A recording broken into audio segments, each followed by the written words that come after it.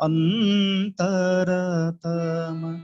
ನೀ ಗುರು ಹೇಯಾತ್ಮ ತಮೋಹಾರಿ ಅಂತರತಮ ನೀ ಗುರು ಹೇಯಾತ್ಮ ತಮೋಹಾರಿ ಅಂತರತಮ ನೀ ಗುರು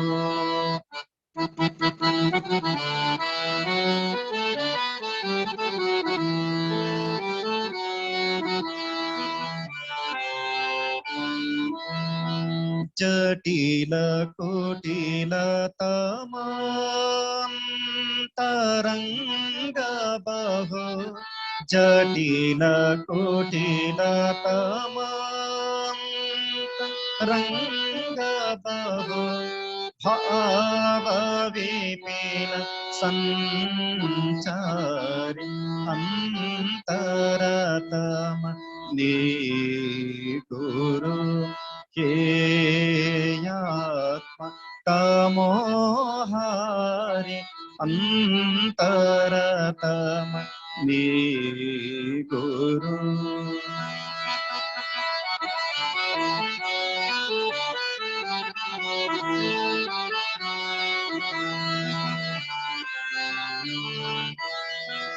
ಜನಮ ಜನಮ ಶತಕೋಟಿ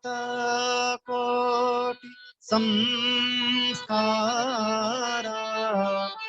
ಜನಮ ಜನಮ ಶತಕೋಟಿ ಸಂಸ್ಕಾರ ಪರಮ ಚರಮ ಸಂಸ್ಕಾರಿ ಅಂತರತಮ ನೀ ಗುರು ಹೇಯಾತ್ಮ ತಮೋಹಾರಿ ಅಂತರತಮ ನೀ ಗುರು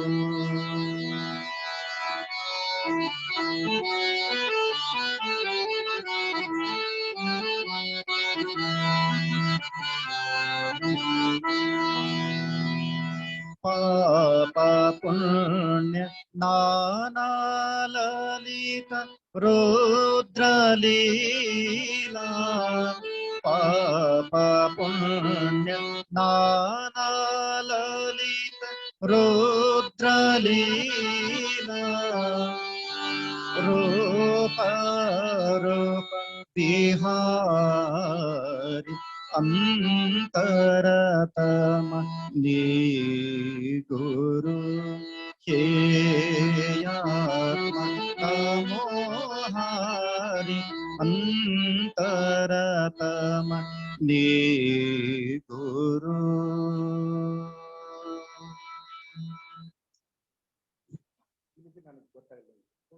ದೂರ ಹೋಗಿ ಅವಾಯ್ಡ್ ಮಾಡೋದು ನೋಡ್ಕೊಂಡ್ ಬರೋದು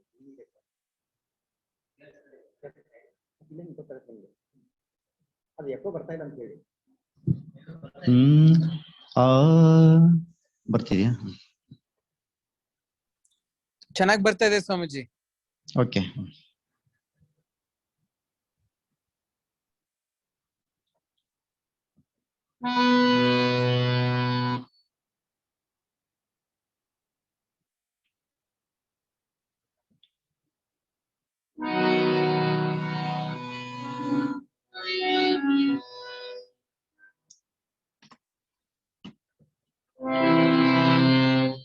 ಗುರುವೇ ತೊಳೆಯನ್ನ ಮನಸ್ಸಿನ ಕೊಳಕ ಗುರುವೇ ತೊಳೆಯನ್ನ ಮನಸ್ಸಿನ ಕೊಳಕ ಕಳೆದುಕೊಂಡದ್ದನ್ನ ಪಡೆಕೊಳ್ಳೋ ತನಕ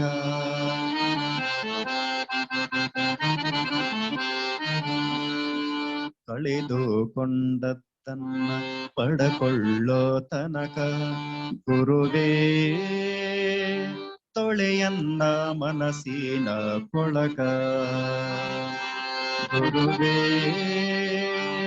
ತೊಳೆಯನ್ನ ಮನಸ್ಸಿನ ಕೊಳಕ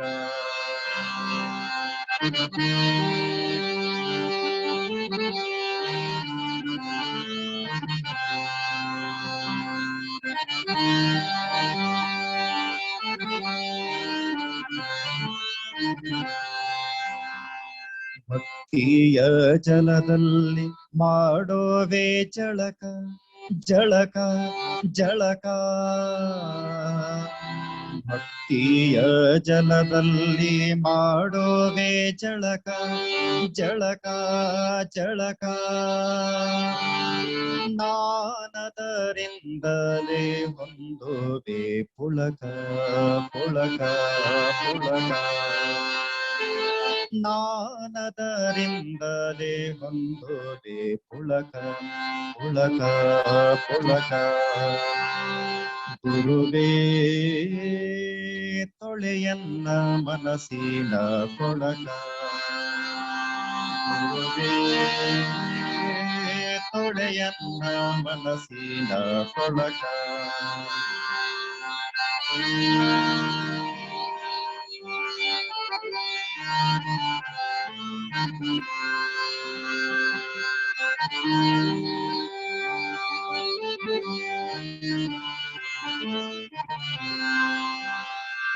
ಭಕ್ತಿಯ ಜಲದಲ್ಲಿ ಮಾಡೋವೆ ಜಳಕ ಜಳಕ ಜಳಕ ಭಕ್ತಿಯ ಜಲದಲ್ಲಿ ಮಾಡೋವೆ ಜಳಕ ಜಳಕ ಜಳಕ ನಾನದರಿಂದಲೇ ಹೊಂದುವೆ ಪುಳಕ ಪುಳಕ ಪುಳಕ ನಾನದರಿಂದಲೇ ಹೊಂದುವೆ ಪುಳಕ ಪುಳಕ ಪುಳಕ ಗುರುವೇ ತೊಳೆಯನ್ನ ಮನಸ್ಸಿನ ಕೊಳಕ ಗುರುವೇ ತೊಳೆಯನ್ನ ಮನಸ್ಸಿನ ಕೊಳಕ ಕಳೆದುಕೊಂಡದ್ದನ್ನ ಪಡಕೊಳ್ಳೋ ತನಕ ಕಳೆದುಕೊಂಡದ್ದನ್ನ ಪಡಕೊಳ್ಳೋ ತನಕ ಗುರುವೇ ತೊಳೆಯನ್ನ ಮನಸ್ಸಿನ ಕೊಳಕ ಮನಸ್ಸಿನ ಕೊಳಕ ಮನಸ್ಸಿನ ಕೊಳಕ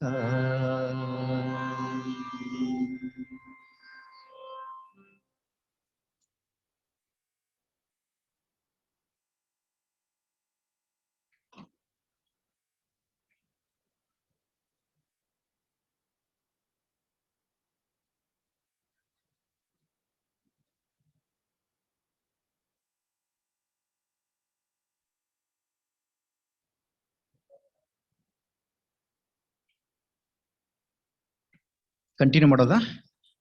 ಸ್ವಾಮೀಜಿ ಯಾರು ಸ್ವಾಮೀಜಿ ಇಂಟ್ರೊಡ್ಯೂಸ್ ಮಾಡ್ತಾರಾ? ನಮಸ್ತೆ ಸ್ವಾಮೀಜಿ. ಸ್ವಾಮೀಜಿ, ಆತ್ಮೀಯ ಎಲ್ಲ ಆಧ್ಯಾತ್ಮಿಕ ಬಂಧುಗಳೇ, ಈಗ ನೀವು ಒಂದು ಅದ್ಭುತವಾದಂತ ಭಗವನ್ನಾಮ ಸಂಕೀರ್ತನೆಯನ್ನ ಕೇಳಲಿದ್ದೀರಿ. ಪರಮ ಪೂಜ್ಯ ಸ್ವಾಮಿ ಸುಮೇಧಾನಂದಜಿ ಮಹಾರಾಜ್ರವರು, ಅಧ್ಯಕ್ಷರು, ರಾಮಕೃಷ್ಣ ಗೀತಾಶ್ರಮ, ಹೊಸಪೇಟೆ. ಇವರು ತಮ್ಮ ಸುಮಧುರ ಕಂಠದಿಂದ ಭಜನೆ ಕಾರ್ಯಕ್ರಮವನ್ನ ನೆರವೇರಿಸಿಕೊಡ್ಬೇಕಾಗಿ ತಮ್ಮಲ್ಲಿ ಕೇಳ್ಕೊಳ್ತೇನೆ. ಮಾನ್ಯ ಡಿ.ಆರ್. ಪಾಟೀಲ್ ಸರ್ ಅವರು ಹಾಗೂ ಎಲ್ಲರೂ ಆಗಮಿಸಿದ್ದೀರಿ. ತಮ್ಮೆಲ್ಲರಿಗೂ ಕೂಡ ಸ್ವಾಗತವನ್ನು ಬಯಸ್ತಾ ಪೂಜ್ಯ ಸ್ವಾಮೀಜಿಯವರು ಪ್ರಾರಂಭ ಮಾಡ್ಕೊಡ್ಬೇಕಾಗಿ ಕೇಳ್ಕೊಳ್ತೇನೆ.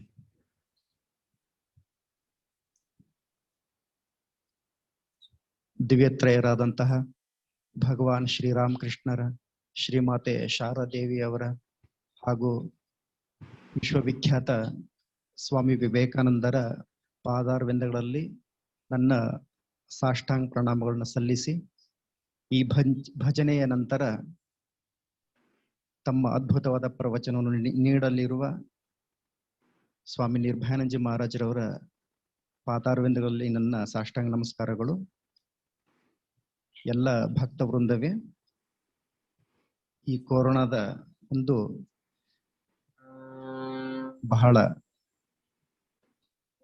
ಹೇಳತೀರದಂತಹ ಒಂದು ಸಂದರ್ಭದಲ್ಲಿ ಇದ್ದೇವೆ. ಆ ಭಗವಂತ ಹಾಗೂ ತಮ್ಮೆಲ್ಲರ ಪ್ರಾರ್ಥನೆ ಫಲವಾಗಿ ಎಲ್ಲರೂ ಗುಣಮುಖರಾಗಲಿ, ಯಾರು ಅದರಿಂದ ವೈರಸ್ನಿಂದ ಬಾಧಿತರಾಗ್ಲಿ, ಬಾಧಿತ ಆಗಿದಂಥವ್ರು ಕ್ಯೂರ್ ಆಗ್ಲಿ ಅಂತ ಹೇಳಿ ಆ ಭಗವಂತನಲ್ಲಿ ಎಲ್ಲರೂ ಪ್ರಾರ್ಥಿಸೋಣ. ಒಂದಷ್ಟು ಭಗವನ್ನಾಮ ಸಂಕೀರ್ತನೆಯನ್ನು ಪ್ರಾರಂಭಿಸ್ತೇನೆ.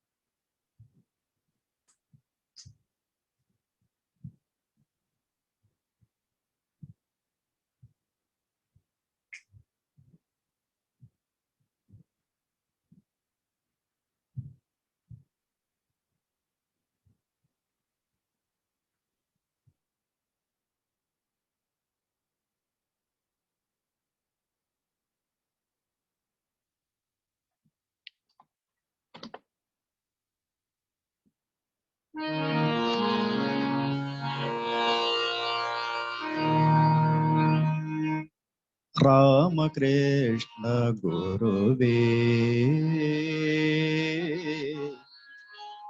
ಪರಮಹಂಸ ಗುರುವೇ ರಾಮಕೃಷ್ಣ ಗುರುವೇ ಪರಮಹಂಸ ಗುರುವೇ ಕಾಮಿತದಾಯಕ ಪ್ರೇಮದಿ ನಮಿಪೆವು ಕಾಮಿತದಾಯಕ ಪ್ರೇಮದಿ ನಮಿಪೆವು ರಾಮಕೃಷ್ಣ ಗುರುವೇ ಪರಮಹಂಸ ಗುರುವೇ ರಾಮಕೃಷ್ಣ ಗುರುವೇ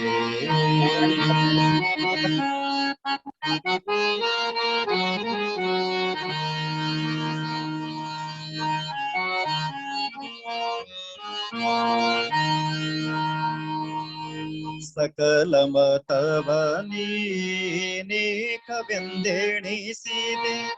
ಸಕಲ ಮತವ ನೀನೇಕವೆಂದೆಣಿಸಿದೆ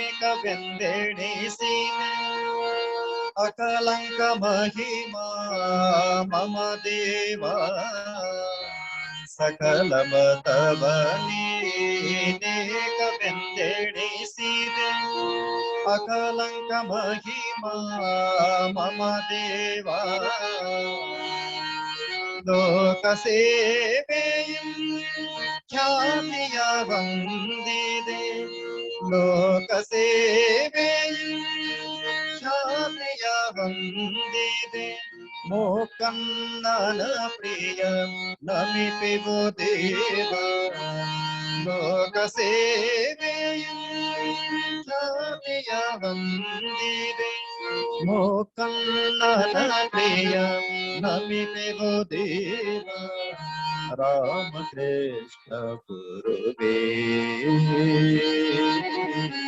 ಪರಮಹಂಸ ಗುರುವೇ ರಾಮಕೃಷ್ಣ ಗುರುವೇ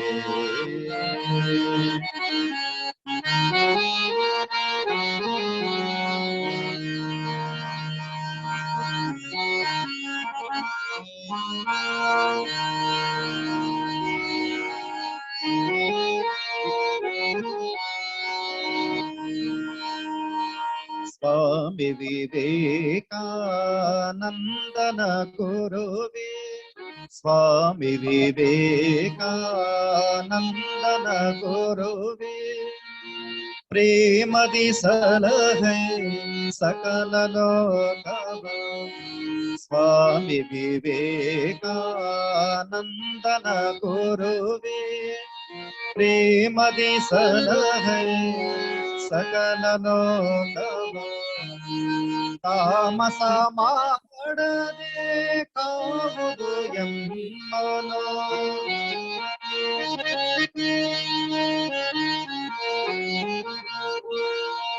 ತಾಮಸ ಮಾಡದೆ ಕಾವುದು ಎಮ್ಮನೋ ಚಾಮುಂಡಾಂಬೆಯ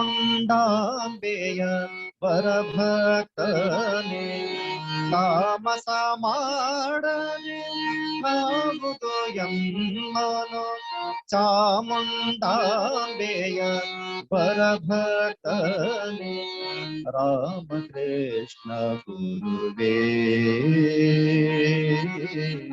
ಪರಮಹಂಸ ಗುರುವೇ ರಾಮಕೃಷ್ಣ ಗುರುವೇ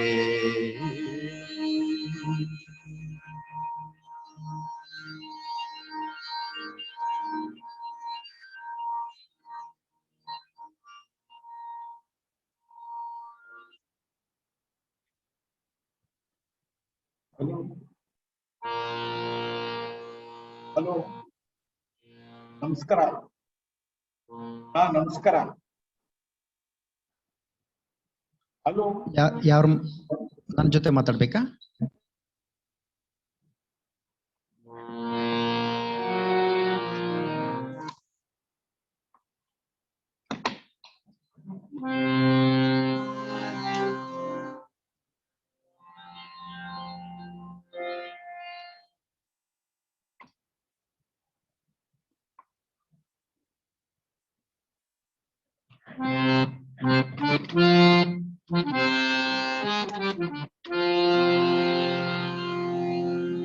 राम कृष्ण तपोसूर किरण बिंब चंद्रिके गोताई अंबिके राम कृष्ण तपोसूर्य किरण बिंब चंद्रिके गोताई अंबिके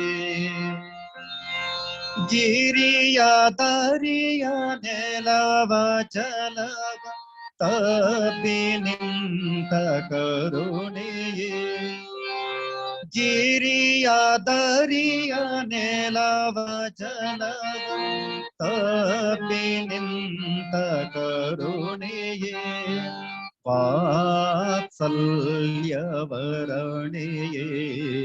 ರಾಮ ಕೃಷ್ಣ ತಪೋಸೂರ್ಯ ಕಿರಣ ಬಿಂಬ ಚಂದ್ರಿಕೆ ಗೋತಾಯಿ ಅಂಬಿಕೆ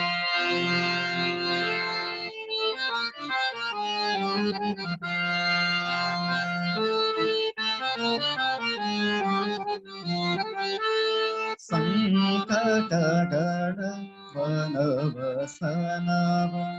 ನೋಟೋ ನಿಂತ ಶಿಖರವೇ ಸಂಕಟಗಳ ವನವಸನವ ನೋಟೋ ನಿಂತ ಶಿಖರವೇ ನದ ನದಿಗಳ ವಾತ್ಸಲ್ಯದ ನದ ನದಿಗಳ ವಾತ್ಸಲ್ಯದ ಹಾಲೋಡಿದ ತೀರ್ಥವೇ ಯೋಗ ಕೃಪಾರೋಪವೇ ರಾಮ ಕೃಷ್ಣ ಸೂರ್ಯ ಕಿರಣ ಬಿಂಬ ಚಂದ್ರಿಕೆ ಓ ತಾಯಿ ಅಂಬಿಕೆ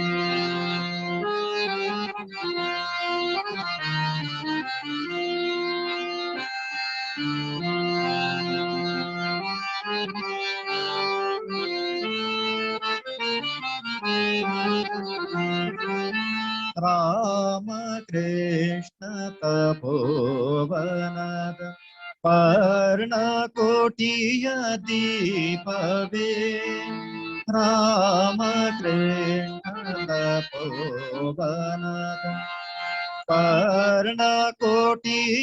ದೀಪವೇ ಬಳಿಗೆ ಬಂದ ಹಣತೆಗಳಿಗೆ ಬಳಿಗೆ ಬಂದ ಹಣತೆಗಳಿಗೆ ಬೆಳಕ ನಿತ್ತ ಕಿರಣವೇ ಮೌನ ಪ್ರಭಾವಲಯವೇ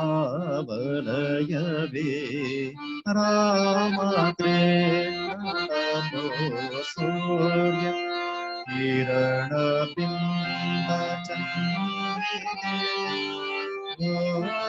ತಾಯಿ ಅಂಬಿಕೆ ರಾಮ ಕೃಷ್ಣ ತಪೋಸೂರ್ಯ ಕಿರಣ ಬಿಂಬ ಚಂದ್ರಿಕೆ ಓ ತಾಯಿ ಅಂಬಿಕೆ ಓ ತಾಯಿ ಅಂಬಿಕೆ ಓ ತಾಯಿ ಅಂಬಿಕೆ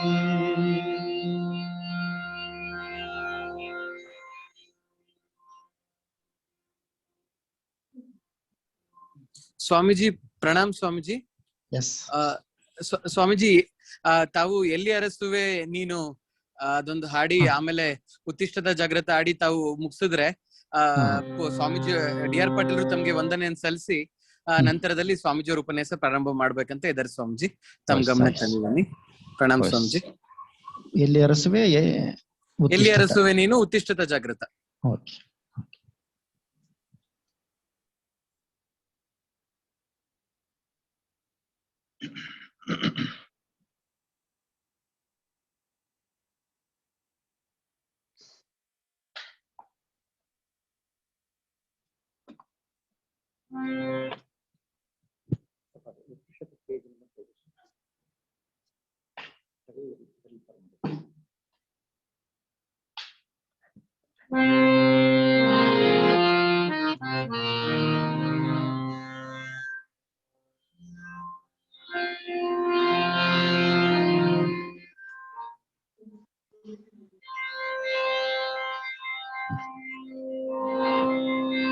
ಎಲ್ಲಿಯರ ಸೊಬೆ ನೀನು ಓ ನನ್ನ ಕಿಂಕರನೆ, ಎಲ್ಲಿಯರ ಸೊಬೆ ನೀನು ಓ ನನ್ನ ಕಿಂಕರನೆ, ನಿನ್ನ ಬಳಿಯೇ ನಾನು ವಾಸಿಸಿರುವೆ,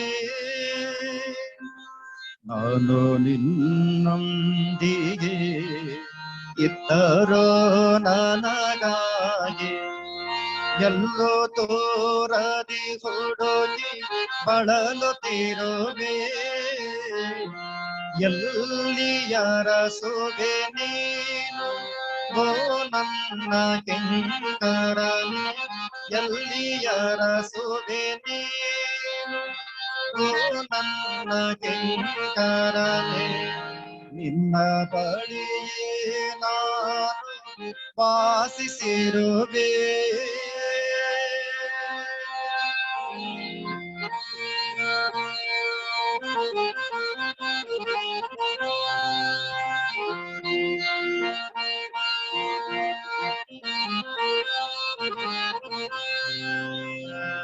ನಾನು ಚರ್ಮದೊಳಿಲ್ಲ, ರೋಮದೊಳಗೂ ಇಲ್ಲ, ನಾನು ಚರ್ಮದೊಳಿಲ್ಲ, ರೋಮದೊಳಗೂ ಇಲ್ಲ, ಅಸ್ಥಿಯಲು ಮಾಂಸದಲು ಹುದುಗಿಕೊಂಡಿಲ್ಲ, ನಾನು ಚರ್ಮದೊಳಿಲ್ಲ, ರೋಮದೊಳಗೂ ಇಲ್ಲ, ಅಸ್ಥಿಯಲು ಮಾಂಸದಲು ಹುದುಗಿಕೊಂಡಿಲ್ಲ,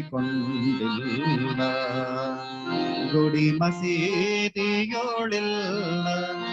ಕಾಶಿ ಕೈಲಾಸದಲು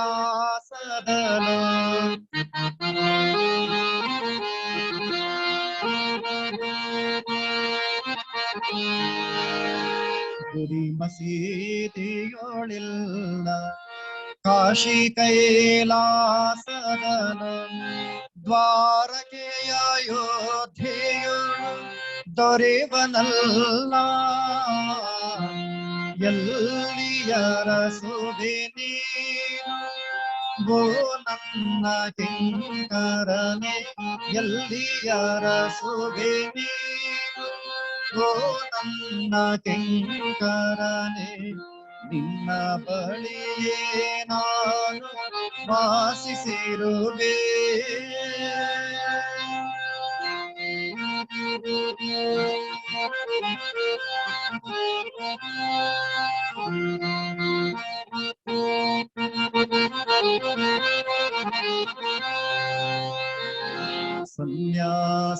ಸನ್ಯಾಸದೊಳಗಿಲ್ಲ, ವೈರಾಗ್ಯದೊಳಗಿಲ್ಲ, ಸನ್ಯಾಸದೊಳಗಿಲ್ಲ, ವೈರಾಗ್ಯದೊಳಗಿಲ್ಲ, ಯೋಗಾದಿ ಸಿದ್ಧಿಗೂ ದೂರ ನಾನು, ಸನ್ಯಾಸದೊಳಗಿಲ್ಲ, ವೈರಾಗ್ಯದೊಳಗಿಲ್ಲ, ಯೋಗಾದಿ ಸಿದ್ಧಿಗೂ ದೂರ ನಾನು, ಶ್ರದ್ಧೆಯಲ್ಲಿರುವುದು ಅಲ್ಲಿ ತೋರೆಯುವೆ ನಾನು, ಶ್ರದ್ಧೆಯಲ್ಲಿರುವುದು ಅಲ್ಲಿ ದೊರೆಯುವೆ ನಾನು, ನನಗಾಗಿ ಹುಡುಕಿದರೆ, ನನಗಾಗಿ ಹುಡುಕಿದರೆ, ನನಗಾಗಿ ಹುಡುಕಿದರೆ ದೊರೆವೆ ನಾನು, ಎಲ್ಲಿಯರ ಸೊಬೆ ನೀನು ಓ ನನ್ನ ಕಿಂಕರನೆ, ಎಲ್ಲಿಯರ ಸೊಬೆ ನೀನು ಓ ನನ್ನ ಕಿಂಕರನೆ, ನಿನ್ನ ಬಳಿಯೇ ನಾನು ನಿನ್ನ ಬಳಿಯೇ ನಾನು ನಿನ್ನ ಬಳಿಯೇ ನಾನು ವಾಸಿಸಿರುವೆ.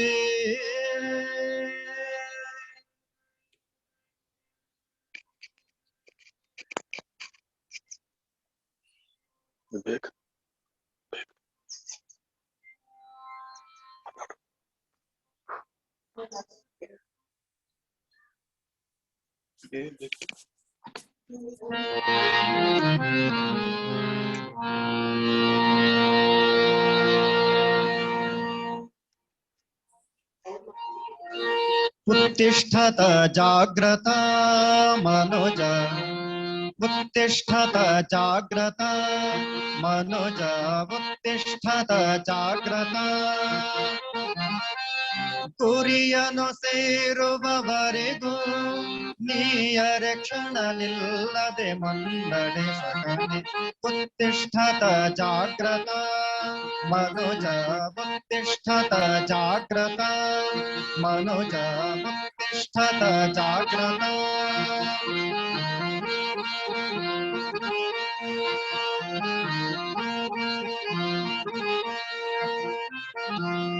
ನಿನ್ನಯ ಗುರಿಯು ಆತ್ಮದರುಶನ ನಿನ್ನೊಳಗೆ ಇದೆ ಆರತನ.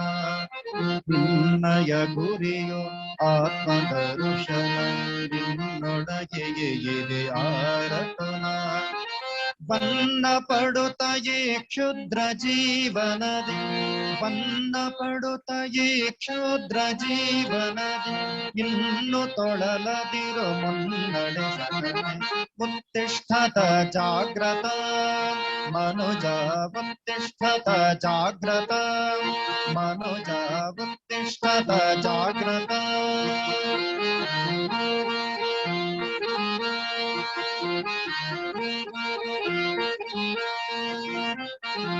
ಮಮತೆಯ ಈ ದೇಹವೇ ನೀನೆಂದು ಭ್ರಮಿಸದಿರೈಲಿ ಎಂದೆಂದು. ಮಮತೆಯ ಈ ದೇಹವೇ ನೀನೆಂದು ಭ್ರಮಿಸದಿರೈಲಿ ಎಂದೆಂದು. ಅಮರ ಆತ್ಮನೇ ಅಮೃತ ಪುತ್ರನೇ ಅಮರ ಆತ್ಮನೇ ಅಮೃತ ಪುತ್ರನೇ ಅಮಲಾನಂದದಿ ಪರಿಪೂರ್ಣನೇ. ಉತ್ತಿಷ್ಠತ ಜಾಗ್ರತ ಮನುಜ ಉತ್ತಿಷ್ಠತ ಜಾಗ್ರತ ಮನುಜ ಉತ್ತಿಷ್ಠತ ಜಾಗ್ರತ. ಗುರಿಯನ್ನು ಸೇರುವವರೆಗೂ ನೀಯರ ಕ್ಷಣನಿಲ್ಲದೆ ಮುನ್ನಡೆ ಸಗಣೆ. ಉತ್ತಿಷ್ಠತ ಜಾಗ್ರತ ಮನುಜ ಉತ್ತಿಷ್ಠತ ಜಾಗ್ರತ ಮನುಜ ಉತ್ತಿಷ್ಠತ ಜಾಗ್ರತ.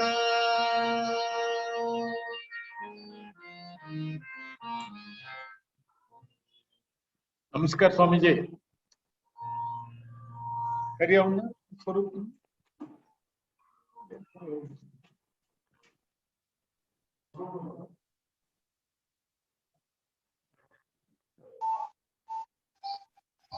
ಸರ್ ಇವಾಗ ಮಾತಾಡಿ ಕೇಳಿಸುತ್ತೆ. ಕೇಳ್ತಾ? ಹಾ ಈಗ ಮಾತಾಡಿ ಸರ್. ತಗೊಂಡಿದ್ದಾರೆ, ಆಡಿಯೋ ತಗೊಂಡಿದ್ದಾರೆ, ಕೇಳುತ್ತೆ, ಮಾತಾಡಿ. ಹಾ ನಮಸ್ಕಾರ ಸ್ವಾಮೀಜಿ.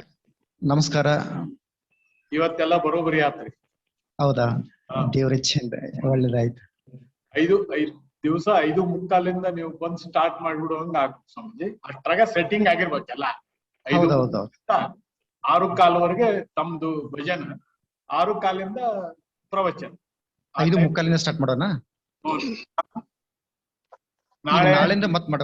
ಹೌದು, ನಾಳೆ ನಾಡ್ದು ತಮ್ಗೇನು ತೊಂದ್ರೆ ಇಲ್ಲ ಅಂದ್ರೆ ಶನಿವಾರವರೆಗೂ ಇದೆ. ಹೌದಾ? ನಾಳೆ ನಾಡಿದ್ದು ವೀರೇಶಾನಂದ ಸ್ವಾಮಿಗಳು ಮಾತಾಡ್ತಾರೆ. ಆಯ್ತು, ಹಾಗೆ ಮಾಡ್ಬೋದು. ಹಚ್ಚಿನಾಡ್ದ ಈ ಸ್ವಾಮಿಗಳು ಮಾತಾಡ್ತಾರೆ. ಮತ್ತೆ ಸೋಮವಾರ ನಿತ್ಯಾಸ್ತಾನಂದರು ಸ್ವಾಮೀಜಿ ಮಾತಾಡ್ತಾರೆ. ಶನಿವಾರವರೆಗೂ ಮಾಡ್ಬೇಕಾ? ಡಾಕ್ಟರ್ ಬಾಲು ಅಲ್ಲ, ನಮ್ಗೆ ಪ್ರತಿ ದಿವಸ ಇರ್ಬೇಕು ಅನ್ನೋರು ನಾವು. ತಮಗೆ ತೊಂದ್ರೆ ಹಾಕಿದ್ರೆ ಇನ್ನೊಬ್ಬರಿಗೆ ಈಗ ರಿಲೇ ಟೈಪ್ ಮಾಡೋಣ. ಹಾಗೆ ಮಾಡೋಣ. ಹಾಗೆ ಮಾಡಿ. ನೀವು ಶನಿವಾರದವರೆಗೆ ನೀವು ಮಾಡ್ರಿ. ಸೋಮವಾರದಿಂದ ರಘುವೀರಾನಂದ್ರಿಗೆ ಬೇಕಾರೆ ಆಯ್ತು. ನಮಸ್ಕಾರ. ತಾವು ಪ್ರವಚನ ಕೇಳ್ರಿ ಸ್ವಾಮೀಜಿ. ತಾವು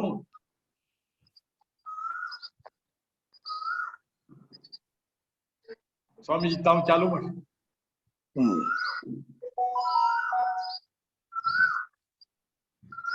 ಓಂ ಸ್ಥಾಪಕಾಯ ಚ ಧರ್ಮಸ್ಯ ಸರ್ವಧರ್ಮಸ್ವರೂಪಿಣೆ ಅವತಾರ ವರಿಷ್ಠಾಯ ರಾಮಕೃಷ್ಣಾಯ ತೇ ನಮಃ.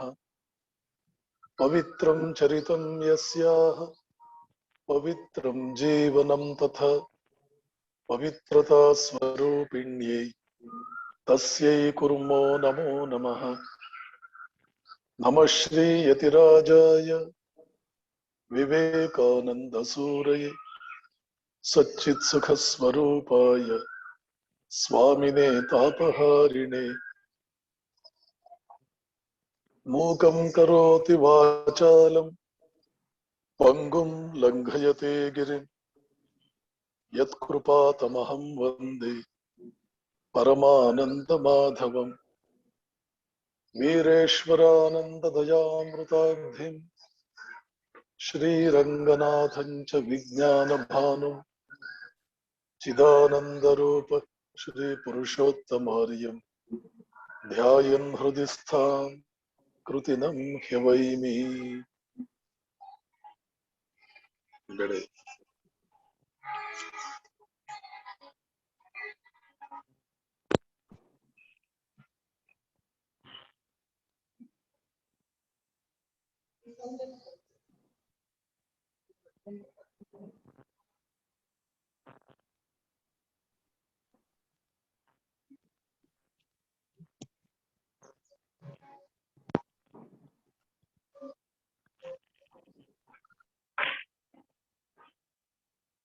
ಪರಮ ಪ್ರೀತಿಯ ಸೋದರ ಸ್ವಾಮಿ ಸುಮೇಧಾನಂದಜಿ, ಬ್ರಹ್ಮಚಾರಿ ಪುನೀತ್, ಬ್ರಹ್ಮಚಾರಿಣಿ ಮಾಯಾ,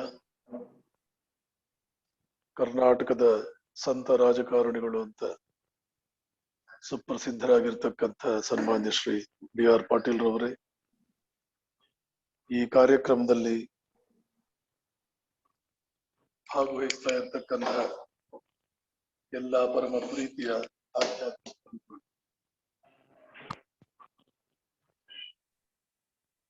ಸುಮೇಧಾನಂದರ ಸುಶ್ರಾವ್ಯವಾದ ಭಜನೆ, ಭಾವಪೂರ್ಣವಾದ ಭಾವರಸದಿಂದ ತುಂಬಿದ್ದಂತಹ ಭಜನೆ ನಮ್ಮ ಮನಸ್ಸುಗಳನ್ನೆಲ್ಲ ಬಹಳ ಮೇಲಕ್ಕೆ ಎತ್ತರಿಸಿದೆ. ಯಾವುದೇ ಚಿಂತನೆಗಿಂತ ಮುಂಚೆ ಈ ರೀತಿಯ ಭಜನೆ ಬಹಳ ಪ್ರಸ್ತುತವಾಗುತ್ತದೆ. ಭಗವತ್ ಮಹಿಮೆಯನ್ನು ಕಿವಿಗಳು ಕೇಳಿದಾಗ ಪರಿಶುದ್ಧವಾಗುತ್ತದೆ. ಹೇಗೆ ಒಂದು ಬೆಳೆ ಬೆಳೆಯುವುದಕ್ಕೆ ಭೂಮಿ ಮೊದಲು ಶುದ್ಧವಾಗಬೇಕು, ಹಾಗೆ ಚಿಂತನೆಯ ಬೀಜಗಳು ಮನಸ್ಸಿನಲ್ಲಿ ಬಿತ್ತಲ್ಪಡುವುದಕ್ಕಿಂತ ಮುಂಚೆ ಮನಸ್ಸು ಕೂಡ ಶುದ್ಧವಾಗುತ್ತೆ. ಈ ಶುದ್ಧೀಕರಣ ಕಾರ್ಯವನ್ನ ಸುಮೇಧಾನಂದರು ಬಹಳ ಪರಿಣಾಮಕಾರಿಯಾಗಿ ಮಾಡಿದ್ದಾರೆ. ಇವತ್ತು 3ನೇ ಉಪನ್ಯಾಸದ ದಿನ. ಇನ್ನೂ ಒಂದು ವಿಶೇಷತೆ ಇವತ್ತಿಗೆ ಇದೆ. ಸನ್ಮಾನ್ಯ ಶ್ರೀ ಡಿ.ಆರ್. ಪಾಟೀಲ್ ರವರ ಜನ್ಮದಿನ. ಡಿ.ಆರ್. ಪಾಟೀಲ್ ಬಗ್ಗೆ ಏನಾದರೂ ಒಂದು ಸ್ವಲ್ಪವೇ ಪ್ರಶ್ನೆ ಮಾಡಿದ್ರು ಅವರು ಮುಜುಗುರಕ್ಕೆ ಒಳಗಾಗ್ತಾರೆ, ಒಂಥರ ಕಸೂಸಿ ಮಾಡ್ಕೊಳ್ತಾರೆ. ಅವರು ಕಸೂಸಿ ಮಾಡ್ಕೊಳ್ಬಹುದು, ಪ್ರಶಂಸೆ ಮಾಡ್ಲಿಲ್ಲ ಅಂದ್ರೆ ನಮಗೆ ಮುಜುಗುರ ಆಗುತ್ತೆ. ಈ ವಿಷಯದ ನಾವು ಸ್ವಲ್ಪ ಸ್ವಾರ್ಥಿಗಳೇ. ಅವ್ರು ಬೇಕಾದ್ರೆ ಕಸೂಸಿ ಮಾಡ್ಕೊಳ್ಳಿ, ಮುಜುಗರ ಮಾಡ್ಕೊಳ್ಳಿ, ನಾವು ಮುಜುಗರ ಮಾಡ್ಕೊಳ್ಳೋದಕ್ಕೆ ನಾವು ತಯಾರಿಲ್ಲ. ಕಾರಣ ಇಷ್ಟೇ, ಈ ಸದ್ಗೃಹಸ್ಥರು ಅನ್ನುವಂತ ವಿಚಾರದ ಬಗ್ಗೆ ನಾನು ಏನು ಮಾತಾಡ್ತಾ ಇದ್ದೇನೆ, ಇದಕ್ಕೆ ಎಲ್ಲಿಯಾದ್ರೂ ಒಂದು ಉದಾಹರಣೆ ಇದ್ರೆ ನಮ್ಮ ಕಣ್ಣೆದುರುಗಡೆನೆ ಇರ್ತಕ್ಕಂಥ ಮಾನ್ಯ ಡಿ.ಆರ್. ಪಾಟೀಲ್.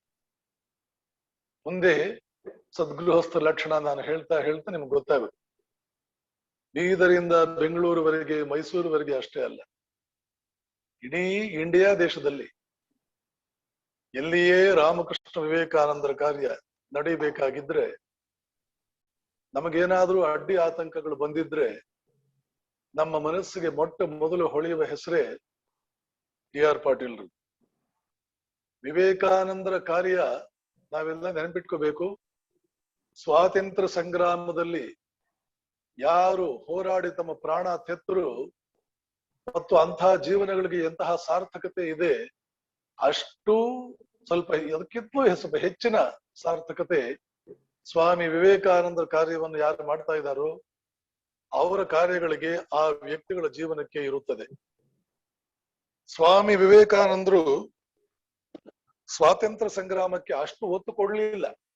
ನಿಮ್ಮಲ್ಲಿ ಬಹಳಷ್ಟು ಜನರಿಗೆ ಇದು ಗೊತ್ತಿದೆಯೋ ಗೊತ್ತಿಲ್ಲವೋ, ನನ್ನ ಗಮನದಲ್ಲಿ ಇಲ್ಲ. 1800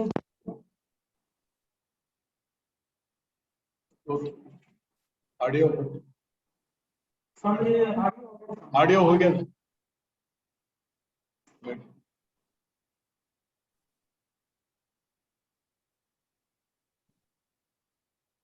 ಪುನೀತ್ ಮಹಾರಾಜ್ ಪುನೀತ್ ಕೇಳ್ಬೇಕಾದ್ರೆ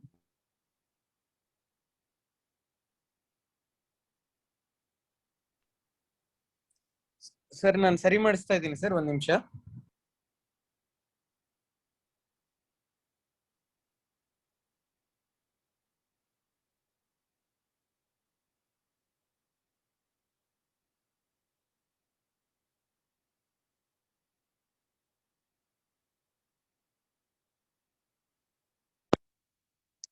ಅದಕ್ಕೆ ಒಂದು ದೊಡ್ಡ ಹೋರಾಟ ಮಾಡ್ಬೇಕು. ಆ ಹೋರಾಟಕ್ಕೆ ಒಂದು ಒಳ್ಳೆ ನಾಯಕ ಬೇಕು. ನಿಮಗಿಂತಲೂ ಉತ್ತಮ ನಾಯಕ ನಮ್ಗೆ ಯಾರು ಕಾಣ್ತಾ ಇಲ್ಲ. ನೀವು ನಾಯಕತ್ವ ವಹಿಸ್ಬೇಕು. ನಿಮ್ಗೆ ಆಶ್ಚರ್ಯವಾಗುತ್ತೆ ಸ್ವಾಮಿ ವಿವೇಕಾನಂದರು ಇದಕ್ಕೆ ಪ್ರತಿಕ್ರಿಯಿಸಿದ ರೀತಿಯನ್ನೇನಾದ್ರೂ ನೀವು ತಿಳ್ಕೊಂಡ್ರಿ. ವಿವೇಕಾನಂದರು ಹೇಳ್ತಾರೆ, ನಿಮ್ಗೆ ಸ್ವಾತಂತ್ರ್ಯ ಬೇಕಾ, ನಾಳೆ ತಂದ್ಕೊಡ್ತೇನೆ ನಾನು. ಅದರಿಂದ ನಿಮ್ಗೆ ಏನ್ ಪ್ರಯೋಜನ ಆಗುತ್ತೆ? You want freedom, I can get you tomorrow. ಅಂದ್ರೆ ವಿವೇಕಾನಂದರಿಗೆ ಅಷ್ಟು ಸಾಮರ್ಥ್ಯ ಇತ್ತ. ನೆನಪಿಟ್ಕೊಳ್ಳಿ, ಲಂಡನ್ನಿನ ಉಪನ್ಯಾಸಗಳಿಗೆ ರಾಣಿ ವಿಕ್ಟೋರಿಯಾ ವೇಷ ಮರೆಸ್ಕೊಂಡು ಬಂದು ಕೂತ್ಕೊಂಡು ಹೋಗಿದ್ಲು. ಲಂಡನ್ನಿನ ಉಪನ್ಯಾಸಗಳಿಗೆ ಬ್ರಿಟಿಷ್ ರಾಜಮನೆತನದ ಸದಸ್ಯರು ವೇಷ ಮರೆಸ್ಕೊಂಡು ಬಂದು ಕುಳಿತುಕೊಂಡು ಹೋಗಿದ್ರು. ಏಕೆ ಅಂದ್ರೆ ವೃತ್ತಪತ್ರಿಕೆಗಳಲ್ಲಿ ವಿವೇಕಾನಂದರ ವ್ಯಕ್ತಿತ್ವ ಮತ್ತು ವಿವೇಕಾನಂದರ ಚಿಂತನೆಗಳ ಮಹತ್ವ ಅಷ್ಟು ಅದ್ಭುತವಾದ ರೀತಿಯಲ್ಲಿ, ವಿಶೇಷವಾಗಿ ಲಂಡನ್ ಕ್ರಾನಿಕಲ್ ಪತ್ರಿಕೆಗಳು ಅಷ್ಟು ಅದ್ಭುತವಾಗಿ ವರ್ಣಿಸಿದ್ದು. ಕುತೂಹಲದಿಂದ ಎಷ್ಟೋ ಜನ, ಇಡೀ ಇಂಗ್ಲೆಂಡಿನ ಕ್ರೀಮ್ ಇರೋದು ಲಂಡನ್ನಿನಲ್ಲಿ. ಲಂಡನ್ನಿನ ಕ್ರೀಮ್ ಕಿಂಗ್ಸ್ ಹಾಲ್, 3 ವರ್ಷಗಳ ಹಿಂದೆ ಕಿಂಗ್ಸ್ ಹಾಲ್ ನಲ್ಲಿ ಒಂದು ಕಾರ್ಯಕ್ರಮಕ್ಕೆ ನಾನು ಹೋಗಿದ್ದೆ, ಇಂಗ್ಲೆಂಡ್ಗೆ ಹೋಗಿದ್ದೆ. ಕಿಂಗ್ಸ್ ಹಾಲ್ ನಲ್ಲಿ ನಡೆದಂತಹ ಸ್ವಾಮಿ ವಿವೇಕಾನಂದ ಚಿಂತನೆಗಳಿಗೆ ಅಷ್ಟರ ಮಟ್ಟಿಗೆ ಪ್ರಚಾರ ಮತ್ತು ಮಹತ್ವ ಬ್ರಿಟಿಷ್ ಪತ್ರಿಕೆಗಳು ಕೊಟ್ಟಿದ್ದು. ರಾಣಿ ಬಂದಿದ್ದು. ಸ್ವಲ್ಪ ಹೆಚ್ಚು ಕಡಿಮೆ ವಿವೇಕಾನಂದ್ರ ಏನಾದರೂ ಗಂಭೀರವಾಗಿ ಮನಸ್ಸು ಮಾಡಿದ್ರೆ ರಾಜಕೀಯ ಸ್ವಾತಂತ್ರ್ಯ ಕೊಡಿಸೋದು ಬಹಳ ಕಷ್ಟ ಏನೂ ಇರಲಿಲ್ಲ. ಜೊತೆಗೆ ಸ್ವಾಮಿ ವಿವೇಕಾನಂದರ ಬಲಗೈ ಬಂಟಳಾಗಿದ್ದಂತಹ ಜೋಸೆಫಿನ್ ಮೆಕ್ಲೆಡ್ ಬ್ರಿಟಿಷ್ ರಾಜಮನೆತನದ ಸಂಬಂಧಿಗಳು. ಸ್ವಾಮಿ ವಿವೇಕಾನಂದರು ತೀರ್ಕೊಂಡಾಗ ಅವಳು ಬಕಿಂಗ್ ಹ್ಯಾಮ್ ಪ್ಯಾಲೇಸ್ ನಲ್ಲೇ ಒಂದು ಕಾರ್ಯಕ್ರಮದ ನಿಮಿತ್ತ ಅಲ್ಲಿದ್ಲು ಜೋಸೆಫಿನ್ ಮೆಕ್ಲೆಡ್ ಮತ್ತು ಅವಳಕ್ಕ ಬೆಸ್ಸಿ ಸ್ಟರ್ಜಸ್. ಇವರೆಲ್ಲರು ಸ್ಟರ್ಜಸ್ ಗೊತ್ತಿಲ್ಲ, ಜೋಸೆಫಿನ್ ಮೆಕ್ಲೆಡ್ ಮಾತ್ರ ಬಕಿಂಗ್ ಹ್ಯಾಮ್ ಪ್ಯಾಲೇಸ್ ನಲ್ಲಿ ಇದ್ಲು. ಸೋದರಿ ನಿವೇದಿತಾ ಕಲ್ಕತ್ತೆಯಿಂದ ಅಲ್ಲಿಗೇನೆ ಟೆಲಿಗ್ರಾಮ್ ಕಳಿಸಿದ್ರು, ಸ್ವಾಮೀಜಿ ಅಟೆಂಡ್ ನಿರ್ವಾಣ ಎಸ್ಟರ್ಡೇ ಅಂತಲೂ. ಆತರ ಸ್ವಾಮೀಜಿ ಅಟೆಂಡ್ ನಿರ್ವಾಣ ಅಷ್ಟು ನನಗೆ ಚೆನ್ನಾಗಿ ನೆನಪಿದೆ, ಮುಂದಿನ ಪದಗಳು ನೆನಪಿಲ್ಲ. ಅದನ್ನ ಆ ಟೆಲಿಗ್ರಾಮ್ ನ ಅಡ್ರೆಸ್ ಮಾಡಿದ್ದು ಬಕಿಂಗ್ ಹ್ಯಾಮ್ ಪ್ಯಾಲೇಸ್ಗೆ. ಈಕೆ ಜೋಸೆಫಿನ್ ಮೆಕ್ಲೆಡ್ ವಿವೇಕಾನಂದರ ಬಲಗೈ ಬಂಟ, ಏನ್ ಹೇಳಿದ್ರು ಅದಕ್ಕೆ ತಯಾರು. ಇಷ್ಟರ ಮಟ್ಟಿಗೆ ರಾಜಮನೆತನದ ಜೊತೆ ವಿವೇಕಾನಂದರಿಗೆ ಒಂದು ಆತ್ಮೀಯವಾದಂತ ಒಂದು ಸಂಪರ್ಕ ಇದೆ. ಮನಸ್ಸು ಮಾಡಿದ್ರೆ ನಾಳೆನೆ ನಿಮ್ಗೆ ಸ್ವಾತಂತ್ರ್ಯ ಕೊಡಿಸ್ತೀನಿ ಅನ್ನುವ ಸ್ವಾಮೀಜಿ ಮಾತಿನಲ್ಲಿ ಯಾವುದೇ ಉತ್ಪ್ರೇಕ್ಷೆ ಇರಲಿಲ್ಲ. ಅದು ಒತ್ತಟ್ಟಿಗಿಡೋಣ. ಮುಂದೆ ಅವರು ಹೇಳಿದಂತ ಮಾತೇನು, ಅದರಿಂದ ನಿಮ್ಗೆ ಏನ್ ಪ್ರಯೋಜನ ಆಗುತ್ತೆ? I can get you freedom tomorrow if you want, but where are men in your country to preserve freedom, to deserve freedom? ಸ್ವಾತಂತ್ರ್ಯಕ್ಕೆ ಅರ್ಹರಾದಂತಹ ಮನುಷ್ಯರು ನಿಮ್ಮ ದೇಶದಲ್ಲಿ ಎಲ್ಲಿದ್ದಾರೆ? ಎಲ್ಲಿದ್ದಾರೆ? ಮನುಷ್ಯರೇ ಇಲ್ಲ ನಿಮ್ಮ ದೇಶದಲ್ಲಿ. ಸ್ವಾತಂತ್ರ್ಯ ಇದ್ರೆ ಎಷ್ಟು, ಬಿಟ್ರೆ ಎಷ್ಟು? ಆದ್ದರಿಂದ ವಿವೇಕಾನಂದರು ಮೊದಲ ಪ್ರಾಶಸ್ತ್ಯ ಕೊಟ್ಟಿದ್ದು ಮನುಷ್ಯ ನಿರ್ಮಾಣ, ಮ್ಯಾನ್ ಮೇಕಿಂಗ್ ಪ್ರೋಗ್ರಾಮ್. 100 ಜನ ತ್ಯಾಗಿಗಳಾದಂತಹ ಯುವಕರು, ವಿದ್ಯಾವಂತರು, ಸಚ್ಚಾರಿತ್ರ್ಯವುಳ್ಳವರು, ಪರಮ ಪರಿಶುದ್ಧ ವ್ಯಕ್ತಿತ್ವಗಳು, ಎಲ್ಲದಕ್ಕಿಂತ ಮುಖ್ಯವಾಗಿ ತ್ಯಾಗಿಗಳು. ಬಹುಜನ ಹಿತಾಯ ಬಹುಜನ ಸುಖಾಯ ಆತ್ಮನೋ ಮೋಕ್ಷಾರ್ಥಂ ಜಗದ್ಹಿತಾಯ ಚ. ಈ ಮಹಾನ್ ವ್ರತಕ್ಕೆ 100ಕ್ಕೆ 100 ತಮ್ಮನ್ನು ಸಮರ್ಪಣೆ ಮಾಡಿಕೊಂಡಿರ್ತಕ್ಕಂಥ ಅಂಜದ, ಅಳುಕದ, ಕಬ್ಬಿಣದ ಮಾಂಸಖಂಡಗಳು, ಉಕ್ಕಿನ ನರಮಂಡಲ, ವಿದ್ಯುತ್ ಶಕ್ತಿಯಂತ ಇಚ್ಛಾಶಕ್ತಿಯಿಂದ ಕೂಡಿರ್ತಕ್ಕಂಥ ಪರಮ ಪರಿಶುದ್ಧರಾದ ಯುವಕರನ್ನ ತ್ಯಾಗಿಗಳನ್ನಾಗಿ ನಿರ್ಮಾಣ ಮಾಡಿ ಅವರನ್ನು ಊರಿಗೂ ಕಳಿಸಿ ಪ್ರತಿ ಜಿಲ್ಲೆಯಲ್ಲೂ ಒಂದು ಕೇಂದ್ರ ಮಾಡಿ ಅದರ ಮೂಲಕ ಮಹಾನ್ ಶಕ್ತಿ ಸಂದೇಶಗಳು, ಉಪನಿಷತ್ ಸಂದೇಶಗಳು, ಆತ್ಮನ ಮಹಿಮೆ ಒಳಗಡೆನೆ ಹುದುಗಿರ್ತಕ್ಕಂಥ ಈ ಆತ್ಮನ ಮಹಿಮೆಯನ್ನ ಘಂಟಾಘೋಷವಾಗಿ ಮನೆ ಮನೆಗೂ ಸಾರಿ ಮಲಗಿರ್ತಕ್ಕಂಥ ಸಿಂಹಗಳನ್ನು ಎಬ್ಬಿಸಿ ಮನುಷ್ಯರನ್ನು ನಿರ್ಮಾಣ ಮಾಡಿ ದೇಶ ಕಟ್ಟುವುದು ವಿವೇಕಾನಂದರಿಗಿದ್ದಂತ ಪ್ರಥಮ ಪ್ರಾಶಸ್ತ್ಯ ಹೊಂದಿದ್ದ ಕಾರ್ಯಕ್ರಮ. ಅನ್ಫಾರ್ಚುನೇಟ್ಲಿ ಆವತ್ತು ಸ್ವಾಮಿ ವಿವೇಕಾನಂದರು ಯಾವ ಒಂದು ಮಹಾನ್ ಕಾರ್ಯಕ್ರಮಕ್ಕೆ ಒತ್ತು ಕೊಟ್ಟಿದ್ರು, ಆ ಕಾರ್ಯಕ್ರಮ ರಾಮಕೃಷ್ಣಾಶ್ರಮದ ಸನ್ಯಾಸಿಗಳಿಂದ ನಡೆದ್ರೆ ಸಾಕೆ. ಇಷ್ಟು ಬೃಹತ್ತಾದ ದೇಶದಲ್ಲಿ ಕೇವಲ ಒಂದು 5-6 ಜನ ಜಿಲ್ಲೆಗೆ ತ್ಯಾಗಿಗಳು ಇಟ್ಟುಕೊಂಡು ಸಣ್ಣ ಪ್ರಮಾಣದಲ್ಲಿ ಈ ಸಂದೇಶವನ್ನು ಸಾರಿದ್ರೆ ಸಾಕೆ. ಅವರೇನೋ ಮಾಡ್ತಾ ಇದ್ದಾರೆ, ನಮಗಾದ ರೀತಿಯಲ್ಲಿ ಮಾಡ್ತಾ ಇದ್ದಾರೆ, ಆದ್ರೆ ಇಷ್ಟು ಸಾಕೆ. ಇಡೀ ದೇಶಕ್ಕೆ ಇದು ಒಂದು ಪ್ರಾಶಸ್ತ್ಯ ಪೂರ್ಣ ಕಾರ್ಯಕ್ರಮ ಆಗ್ಬೇಕಾಗಿತ್ತು. Man making education, character building education. Man making, character building ಇವೆರಡು ಪ್ರಧಾನವಾದ ಮಹತ್ವವನ್ನ ಪಡ್ಕೊಂಡಿದ್ದಂತಹ ಕಾರ್ಯಕ್ರಮಗಳು ಸ್ವಾಮಿ ವಿವೇಕಾನಂದ ದೃಷ್ಟಿಯಲ್ಲಿ. ಶಕ್ತಿಯುತವಾದ ಸಂದೇಶ, ಉಪನಿಷತ್ ಸಂದೇಶ ಅಂತ ವಿವೇಕಾನಂದ ಹೇಳಿರಬಹುದು. ಆದ್ರೆ ಉಪನಿಷತ್ ಸಂದೇಶಗಳನ್ನ ಉಪನಿಷತ್ ಪುಸ್ತಕಗಳಲ್ಲಿ ಓದಿದ್ರೆ ಅಷ್ಟು ತಲೆಗೆ ಹೋಗೋದಿಲ್ಲ. ಯಾವಾಗಲೂ ಸತ್ಯ ಒಂದೇ ಇದ್ರೂ ಯಾವ ಮಾಧ್ಯಮದ ಮೂಲಕ ಆ ಸತ್ಯವನ್ನು ಹೇಳ್ತೀವೋ ಅದು ಬದಲಾವಣೆ ಆಗ್ಬೇಕು. ಅವತಾರ ಪುರುಷ ಬರೋದೇ ಅದಕ್ಕೆ. ವೇದಗಳೇ ಎಲ್ಲಾ ಜ್ಞಾನದ ಸಾರ. ವೇದಗಳ ಆಚೆಗೆ ಜ್ಞಾನ ಇಲ್ಲ. ಆದ್ರೆ ಆ ವೇದಗಳಲ್ಲಿರ್ತಕ್ಕಂಥ ಆ ಜ್ಞಾನವನ್ನ ಹೇಳುವ ರೀತಿ ಯುಗದಿಂದ ಯುಗಕ್ಕೆ ಬೇರೆ ಆಗ್ತಾ ಇದೆ. ಇದಕ್ಕಾಗಿ ಪರಮಾತ್ಮ ಅಥವಾ ಜಗನ್ಮಾತೆ ಆವಾಗ ಲೋಕ ಗುರುಗಳನ್ನ ಕಳಿಸ್ಕೊಡ್ತಾಳೆ. ಶ್ರೀರಾಮಕೃಷ್ಣ ಮಾತನ್ನ ಹೇಳಬೇಕು ಅಂತಂದ್ರೆ ಜಗನ್ಮಾತೆ ಅದಕ್ಕಾಗಿ ಲೈಸೆನ್ಸ್ ಕೊಟ್ಟು ಕಳಿಸ್ತಾಳೆ. ಅವರು ಬಂದು ಈ ವೇದಗಳಿಗೆ ಅದ್ಭುತವಾದ ರೀತಿಯಲ್ಲಿ ಒಂದು ಇಂಟರ್ಪ್ರಿಟೇಷನ್, ಬೇರೆ ಬೇರೆ ಕಾಲಕ್ಕೆ ಬೇರೆ ಬೇರೆ ರೀತಿಯ ಇಂಟರ್ಪ್ರಿಟೇಷನ್ ಕೊಡ್ತಾರೆ. ವಸ್ತು ಒಂದೇ, ಆದ್ರೆ ಇಂಟರ್ಪ್ರಿಟೇಷನ್ ಬೇರೆ. ಜಗನ್ಮಾತೆ ಲೈಸೆನ್ಸ್ ಕೊಟ್ಟು ಕಳಿಸ್ತಾಳೆ ಈ ಕಾರ್ಯಕ್ರಮಕ್ಕೆ ಅಂತ ಶ್ರೀರಾಮಕೃಷ್ಣರು ಹೇಳ್ತಿದ್ರು. ನರೇಂದ್ರ ಈ ಮಾತು ಹೇಳಿದಾಗ ಎದುರುಗಡೆ ಕೂತಿದ್ದ. ಈಗಿನ ಕಾಲದಲ್ಲಿ ಇಂತಹ ಲೈಸೆನ್ಸ್ ಅನ್ನ ನರೇಂದ್ರನಿಗೆ ಕೊಟ್ಟಿದ್ದಾಳೆ ಜಗನ್ಮಾತೆ. ಈ ಹಿಂದೆಯೂ ಹಲವಾರು ಜನರಿಗೆ ಕೊಟ್ಟಿದ್ಲು. ಬ್ರಹ್ಮರ್ಷಿ ಶುಕ, ಮಹರ್ಷಿ ಶುಕ, ವ್ಯಾಸರ ಮಗ ಶುಕದೇವನಿಗೆ ಕೊಟ್ಟಿದ್ಲು. ದೇವರ್ಷಿ ನಾರದ ಮಹರ್ಷಿಗಳಿಗೆ ಈ ರೀತಿ ಜಗನ್ಮಾತೆ ಲೈಸೆನ್ಸ್ ಕೊಟ್ಟಿದ್ಲು. ಶಂಕರಾಚಾರ್ಯರಿಗೆ ಕೊಟ್ಟಿದ್ಲು. ಈಗ ನರೇಂದ್ರನಿಗೆ ಕೊಟ್ಟಿದ್ದಾಳೆ. ಶ್ರೀರಾಮಕೃಷ್ಣ ಹೇಳ್ತಾರೆ, ವಿವೇಕಾನಂದರ ಆ ಉಪನಿಷತ್ ಸಂದೇಶವನ್ನ ನರೇಂದ್ರ, ಮುಂದೆ ವಿವೇಕಾನಂದರಾದಂತಹ ನರೇಂದ್ರ ಅದ್ಭುತವಾದ ರೀತಿಯಲ್ಲಿ ತಿಳಿಸಿ ಹೇಳ್ದ. ಯಾವ ರೀತಿ ಹೇಳ್ದ ಅದನ್ನ ಅಂದ್ರೆ ಎಲ್ರಿಗೂ ಅನಿಸ್ತಿತ್ತು, ಇಷ್ಟು ದಿವಸ ಎಲ್ಲಿತ್ತು ಈ ಸತ್ಯಗಳು? ಈ ಪುಣ್ಯಾತ್ಮ ಎಲ್ಲಿ ಇದನ್ನೆಲ್ಲ ನಿರ್ಮಾಣ ಮಾಡಿದ ಇಂತಹ ಸತ್ಯಗಳನ್ನ? ಅಮೆರಿಕನ್ ಪತ್ರಿಕೆ ಬರೆಯುತ್ತೆ ಸ್ವಾಮಿ ವಿವೇಕಾನಂದ ಚಿಂತನೆಯನ್ನು ಕುರಿತು, this is the truth we were seeking all these days. This is the truth. America ನಿರ್ಮಾಣವಾಗಿದ್ದೇ ಅದ್ಭುತವಾದಂತಹ ಸತ್ಯಗಳನ್ನ ತಮ್ಮ ಧರ್ಮವನ್ನಾಗಿ ಮಾಡಿಕೊಂಡು ಅದನ್ನು ಪಾಲಿಸ್ಕೊಂಡು ಬರಬೇಕು ಅನ್ನೋ ಕಾರಣಕ್ಕೆ. ಇಂಗ್ಲೆಂಡು ಬೇರೆ ಬೇರೆ ಕಡೆ ಅದಕ್ಕೆ ಅಡ್ಡಿ ಇದ್ದುದ್ರಿಂದ ಆ ಜನ ಎಲ್ಲ ಹಡಗುಗಳಲ್ಲಿ ಕುಳಿತು ಅಮೆರಿಕಾಗೆ ಬಂದು ಹೊಸ ದೇಶವನ್ನೇ ನಿರ್ಮಾಣ ಮಾಡಿದ್ರು. ಧಾರ್ಮಿಕ ಅವಶ್ಯಕತೆನೇ ಅಮೆರಿಕದ ನಿರ್ಮಾಣದ ಹಿಂದೆ ಇರ್ತಕ್ಕಂತಹ ಕಾರಣ. ಆದರೆ ಅವರಿಗೆ ಆ ಚಿಂತನೆಗಳು ಸಿಕ್ಕಿರ್ಲಿಲ್ಲ. ಯಾವಾಗ ವಿವೇಕಾನಂದರು ಅಲ್ಲಿ ಮಾತನಾಡಿದ್ರು, ಪತ್ರಿಕೆಗಳು ಬರೆಯುತ್ತೆ, ಹಲವಾರು ಜನ ಹೇಳ್ತಾರೆ, this is the truth we were seeking all these days. ಆದ್ರೆ ಆ ಟ್ರೂತ್ ವೇದಗಳ ಕಾಲದಿಂದಲೂ ಇಂಡಿಯಾದಲ್ಲಿದೆ. ರಾಮಕೃಷ್ಣ ಹೇಳ್ತಾ ಇದ್ರು, ಈಸ್ಟ್ ಇಂಡಿಯಾ ಕಾಲದಲ್ಲಿ, ಈಸ್ಟ್ ಇಂಡಿಯಾ ಕಂಪನಿ ಕಾಲದಲ್ಲಿ ಮುಘಲರ ನಾಣ್ಯ ನಡೆಯಲ್ಲ. ಆವಾಗಲೂ ತಾಮ್ರದ ನಾಣ್ಯವೇ, ಬೆಳ್ಳಿ ನಾಣ್ಯವೇ, ಬಂಗಾರದ ನಾಣ್ಯವೇ ಮುಘಲರ ಕಾಲದಲ್ಲೂ. ಈಸ್ಟ್ ಇಂಡಿಯಾ ಕಂಪನಿ ಕಾಲದಲ್ಲೂ ತಾಮ್ರದ್ದು, ಬೆಳ್ಳಿಯದು, ಬಂಗಾರದ್ದು ಯಾವುದೋ ಒಂದು ಮೆಟೀರಿಯಲ್ ಒಂದೇ, ಆದ್ರೆ ನಾಣ್ಯದ ಮೇಲೆ ಬೀಳಬೇಕಾದ ಮುದ್ರೆ ಬೇರೆ, ಸೀಲ್ ಬೇರೆ. ಹಾಗೆಯೇ ಹೇಳುವ ವಸ್ತು ಒಂದೇ, ಸಬ್ಜೆಕ್ಟ್ ಒಂದೇ, ವೇದಗಳು. ಆದ್ರೆ ಮುದ್ರೆ ಬೇರೆ ಬೀಳ್ಬೇಕು, ಹೇಳಬೇಕಾದ ರೀತಿ ಕಾಲದಿಂದ ಕಾಲಕ್ಕೆ ಬದಲಾವಣೆ ಆಗ್ಬೇಕು. ಸೊ ಉಪನಿಷತ್ ಚಿಂತನೆಯನ್ನ ವಿವೇಕಾನಂದರ ಬಾಯಿನಲ್ಲಿ ಬಂದಿರತಕ್ಕಂತಹ ರೀತಿಯಲ್ಲಿ ಕೇಳಿದ್ರೆ ಆವಾಗ ಮಲಗಿರುವ ಸಿಂಹ ಏಳುತ್ತದೆ. ಆದ್ದರಿಂದ ಈ ಕಾರ್ಯಕ್ಕೆ ವಿವೇಕಾನಂದರ ಚಿಂತನೆಯನ್ನ ಒಂದೊಂದು ಮನೆಗೆ ತೆಗೆದುಕೊಂಡು ಹೋಗಿ ಮಲಗಿರುವ ಸಿಂಹವನ್ನು ಎಬ್ಬಿಸುವ ಈ ಮಹಾನ್ ಕಾರ್ಯಕ್ರಮ. ಯಾವ ಕಾರ್ಯಕ್ರಮ? ಭಾರತಕ್ಕೆ ಸ್ವಾತಂತ್ರ್ಯದ ಅವಶ್ಯಕತೆ ಎಷ್ಟಿದೆಯೋ ಅದಕ್ಕಿಂತಲೂ ಹೆಚ್ಚು ಅವಶ್ಯಕತೆ ಇದೆಯೋ, ಸ್ವಾತಂತ್ರ್ಯ ಬಂದ್ರೆ ಭಾರತಕ್ಕೆ ಎಷ್ಟು ಪ್ರಯೋಜನವಾಗುತ್ತೋ ಅದಕ್ಕಿಂತಲೂ ಹೆಚ್ಚು ಪ್ರಯೋಜನ ಭಾರತಕ್ಕೆ ಆಗುತ್ತೋ ಯಾವ ಕಾರ್ಯಕ್ರಮದ ಮೂಲಕ? ಆ ಕಾರ್ಯಕ್ರಮಕ್ಕೆ ಪ್ರತ್ಯಕ್ಷವಾಗಿ ಅಥವಾ ಪರೋಕ್ಷವಾಗಿ ಅದ್ಭುತವಾದ ಸಹಾಯ ಸಹಕಾರಗಳನ್ನ ನೀಡ್ತಾ ಇರ್ತಕ್ಕಂಥವ್ರು ಮಾನ್ಯ ಡಿ.ಆರ್. ಪಾಟೀಲ್. ಪ್ರತಿಯೊಬ್ಬರು ಕೈ ಜೋಡಿಸ್ಬೇಕು. ಸ್ವಾಮಿ ವಿವೇಕಾನಂದರನ್ನು ನೆಗ್ಲೆಕ್ಟ್ ಮಾಡಿದ್ರೆ ಇಂಡಿಯಾ ನೀನು ಬದುಕೋದಿಲ್ಲ ಅಂತ ಮಹಾನ್ ಪಾಶ್ಚಿಮಾತ್ಯ ಚಿಂತಕ, ಆತನ ಹೆಸರು ಮರೆತೆ ನಾನು, ಆತ ಹೇಳಿದಾನೆ, ಇಂಡಿಯಾ ಕೆನಾಟ್ ನೆಗ್ಲೆಕ್ಟ್ ವಿವೇಕಾನಂದ. ಆತನ ಮಾತುಗಳನ್ನೇ ಹೇಳ್ತಾ ಇದ್ದೀವಿ. India cannot neglect Vivekananda. It can do so only at its ಪೆರಿಲ್.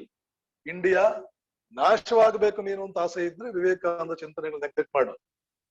ನಾಶವಾಗಬಾರದು ಅಂತ ಏನಾದ್ರೂ ನಿನಗಿದ್ರೆ ಅವರ ಚಿಂತನೆಗಳನ್ನು ನೀನು ನೆಗ್ಲೆಕ್ಟ್ ಮಾಡುವ ಹಾಗಿಲ್ಲ. India cannot neglect Vivekananda. It can do so at its peril. ಹಾಗಾದ್ರೆ ವಿವೇಕಾನಂದರ ಚಿಂತನೆಯನ್ನ ಮನಕ್ಕೂ ಮನೆ ಮನೆಗೂ ಮುಟ್ಟಿಸಬೇಕಾದ್ದು ಎಷ್ಟು ಮುಖ್ಯವಾಗಿದೆ ಕಾರ್ಯಕ್ರಮ.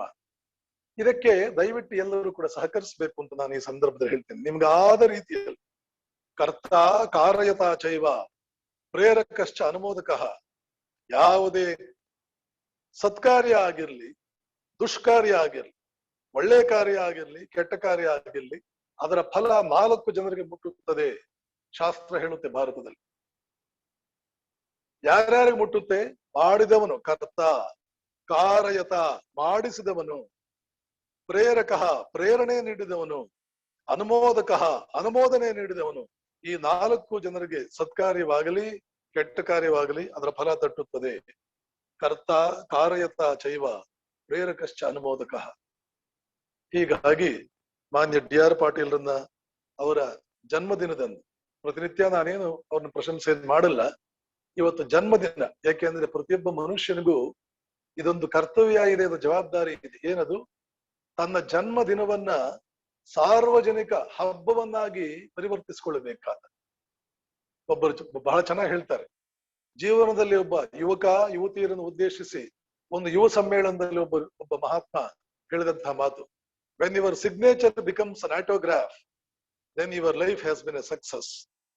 ಯಾವಾಗ ನಿನ್ನ ಸಹಿ ಒಂದು ಆಟೋಗ್ರಾಫ್ ಆಗುತ್ತೆ, ಅದಕ್ಕೆ ನಾನು ಇದನ್ನು ಸ್ವಲ್ಪ ಸೇರಿಸ್ತೇನೆ.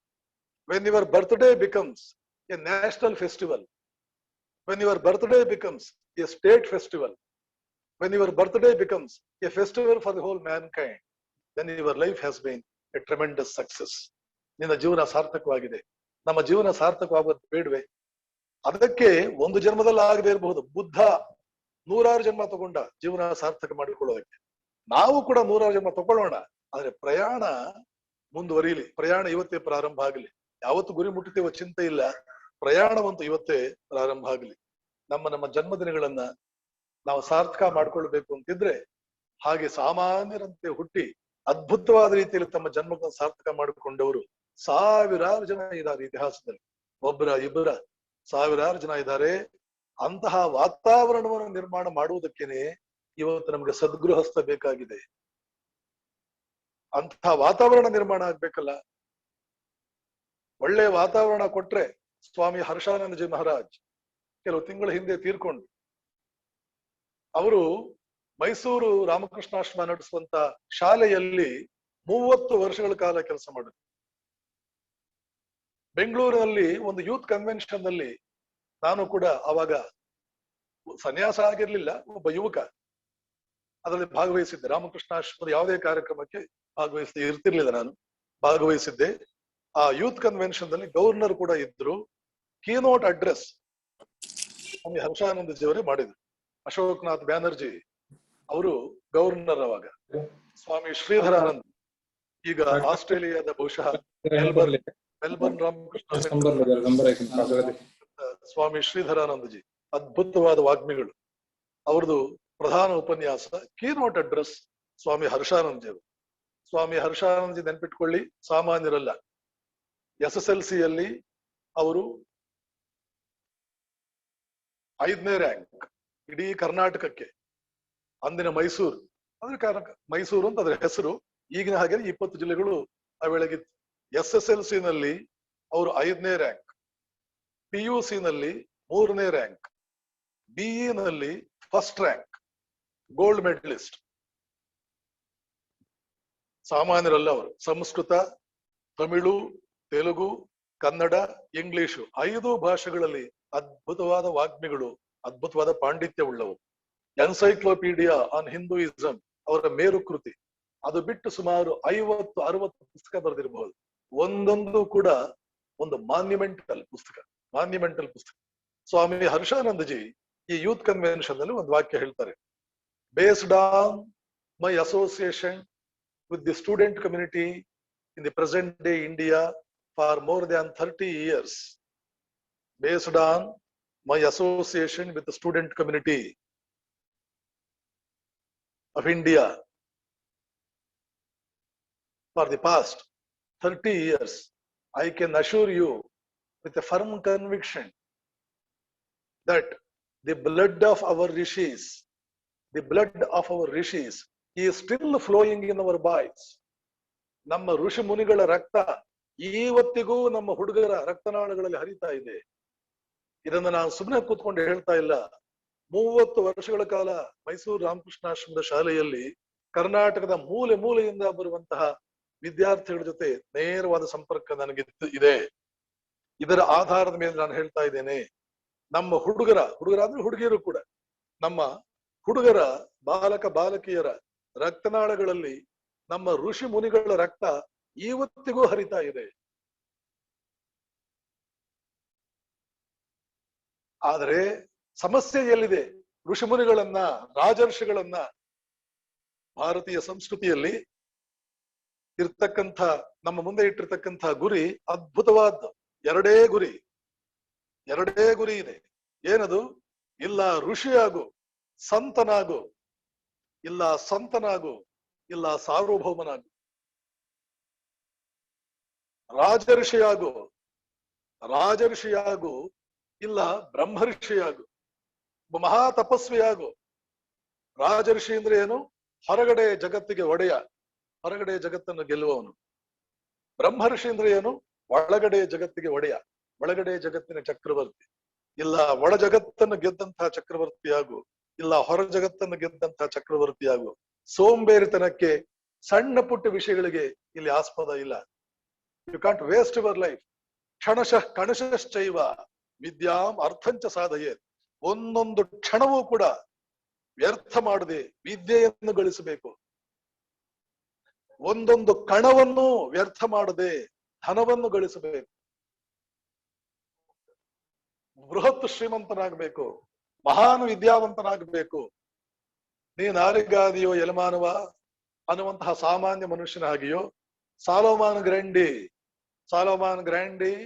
born on Monday, christened on Tuesday, married on Wednesday, took ill on Thursday, worse on Friday, died on Saturday, buried on Sunday.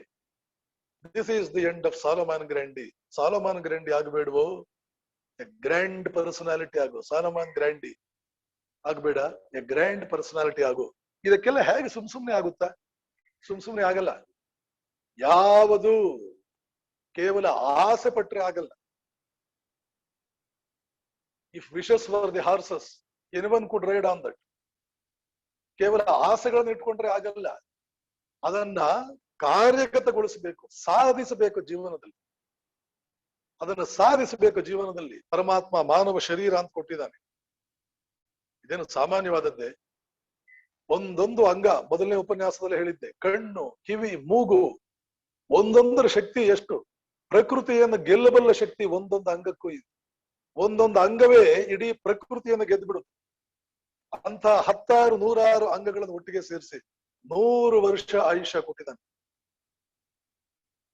ಈ ಸಮಯವನ್ನ, ಈ ಶರೀರವನ್ನ, ಈ ಮನಸ್ಸನ್ನ, ಈ ಬುದ್ಧಿಯನ್ನ, ಈ ಚಿತ್ತವನ್ನ, ಈ ಅಹಂಕಾರವನ್ನ ಸ್ವಾಮಿ ಪುರುಷೋತ್ತಮಾನಂದಜಿ ಮಹಾರಾಜ್ ಅದ್ಭುತವಾದಂತಹ ಒಂದು ಸಣ್ಣ ಪುಸ್ತಕ, ಅದ್ಭುತವಾದ ವಿಚಾರ. ಏನದು? ಈ ಕಾಮ, ಕ್ರೋಧ, ಲೋಭ, ಮೋಹ, ಮದ, ಮಾತ್ಸರ್ಯ, ಅರಿಷಡ್ ವರ್ಗಗಳು 6 ಇದೆಯಲ್ಲ, ಅದನ್ನ ಅವರು ಏನಂತ ಕರೆದ್ರು ಅಂದ್ರೆ ಅವು ಶತ್ರುಗಳಲ್ಲ, ಶಕ್ತಿಗಳು. ಪುಸ್ತಕದ ಶೀರ್ಷಿಕೆ ಇಷ್ಟೇ, ಶತ್ರುಗಳಲ್ಲ, ಶಕ್ತಿಗಳು. ಆದ್ರೆ ಅವುಗಳನ್ನು ಉದಾತ್ತೀಕರಣಗೊಳಿಸ್ಬೇಕು. ಅರಿಷಡ್ ವರ್ಗಗಳಲ್ಲಿ ಒಂದೊಂದಕ್ಕೂ ಎಷ್ಟು ಶಕ್ತಿ ಇದೆ, ಒಂದೊಂದಕ್ಕೂ ಹಾಗೆ ಯೋಚನೆ ಮಾಡ್ತಾ ಹೋಗಿ, ಎಷ್ಟೊಂದು ಶಕ್ತಿ ಇದೆ ಒಂದೊಂದಕ್ಕೂ. ಆದ್ರೆ ಸರಿಯಾದ ದಿಕ್ಕಿನಲ್ಲಿ ಹೋಗ್ಲಿಲ್ಲ, ಅದು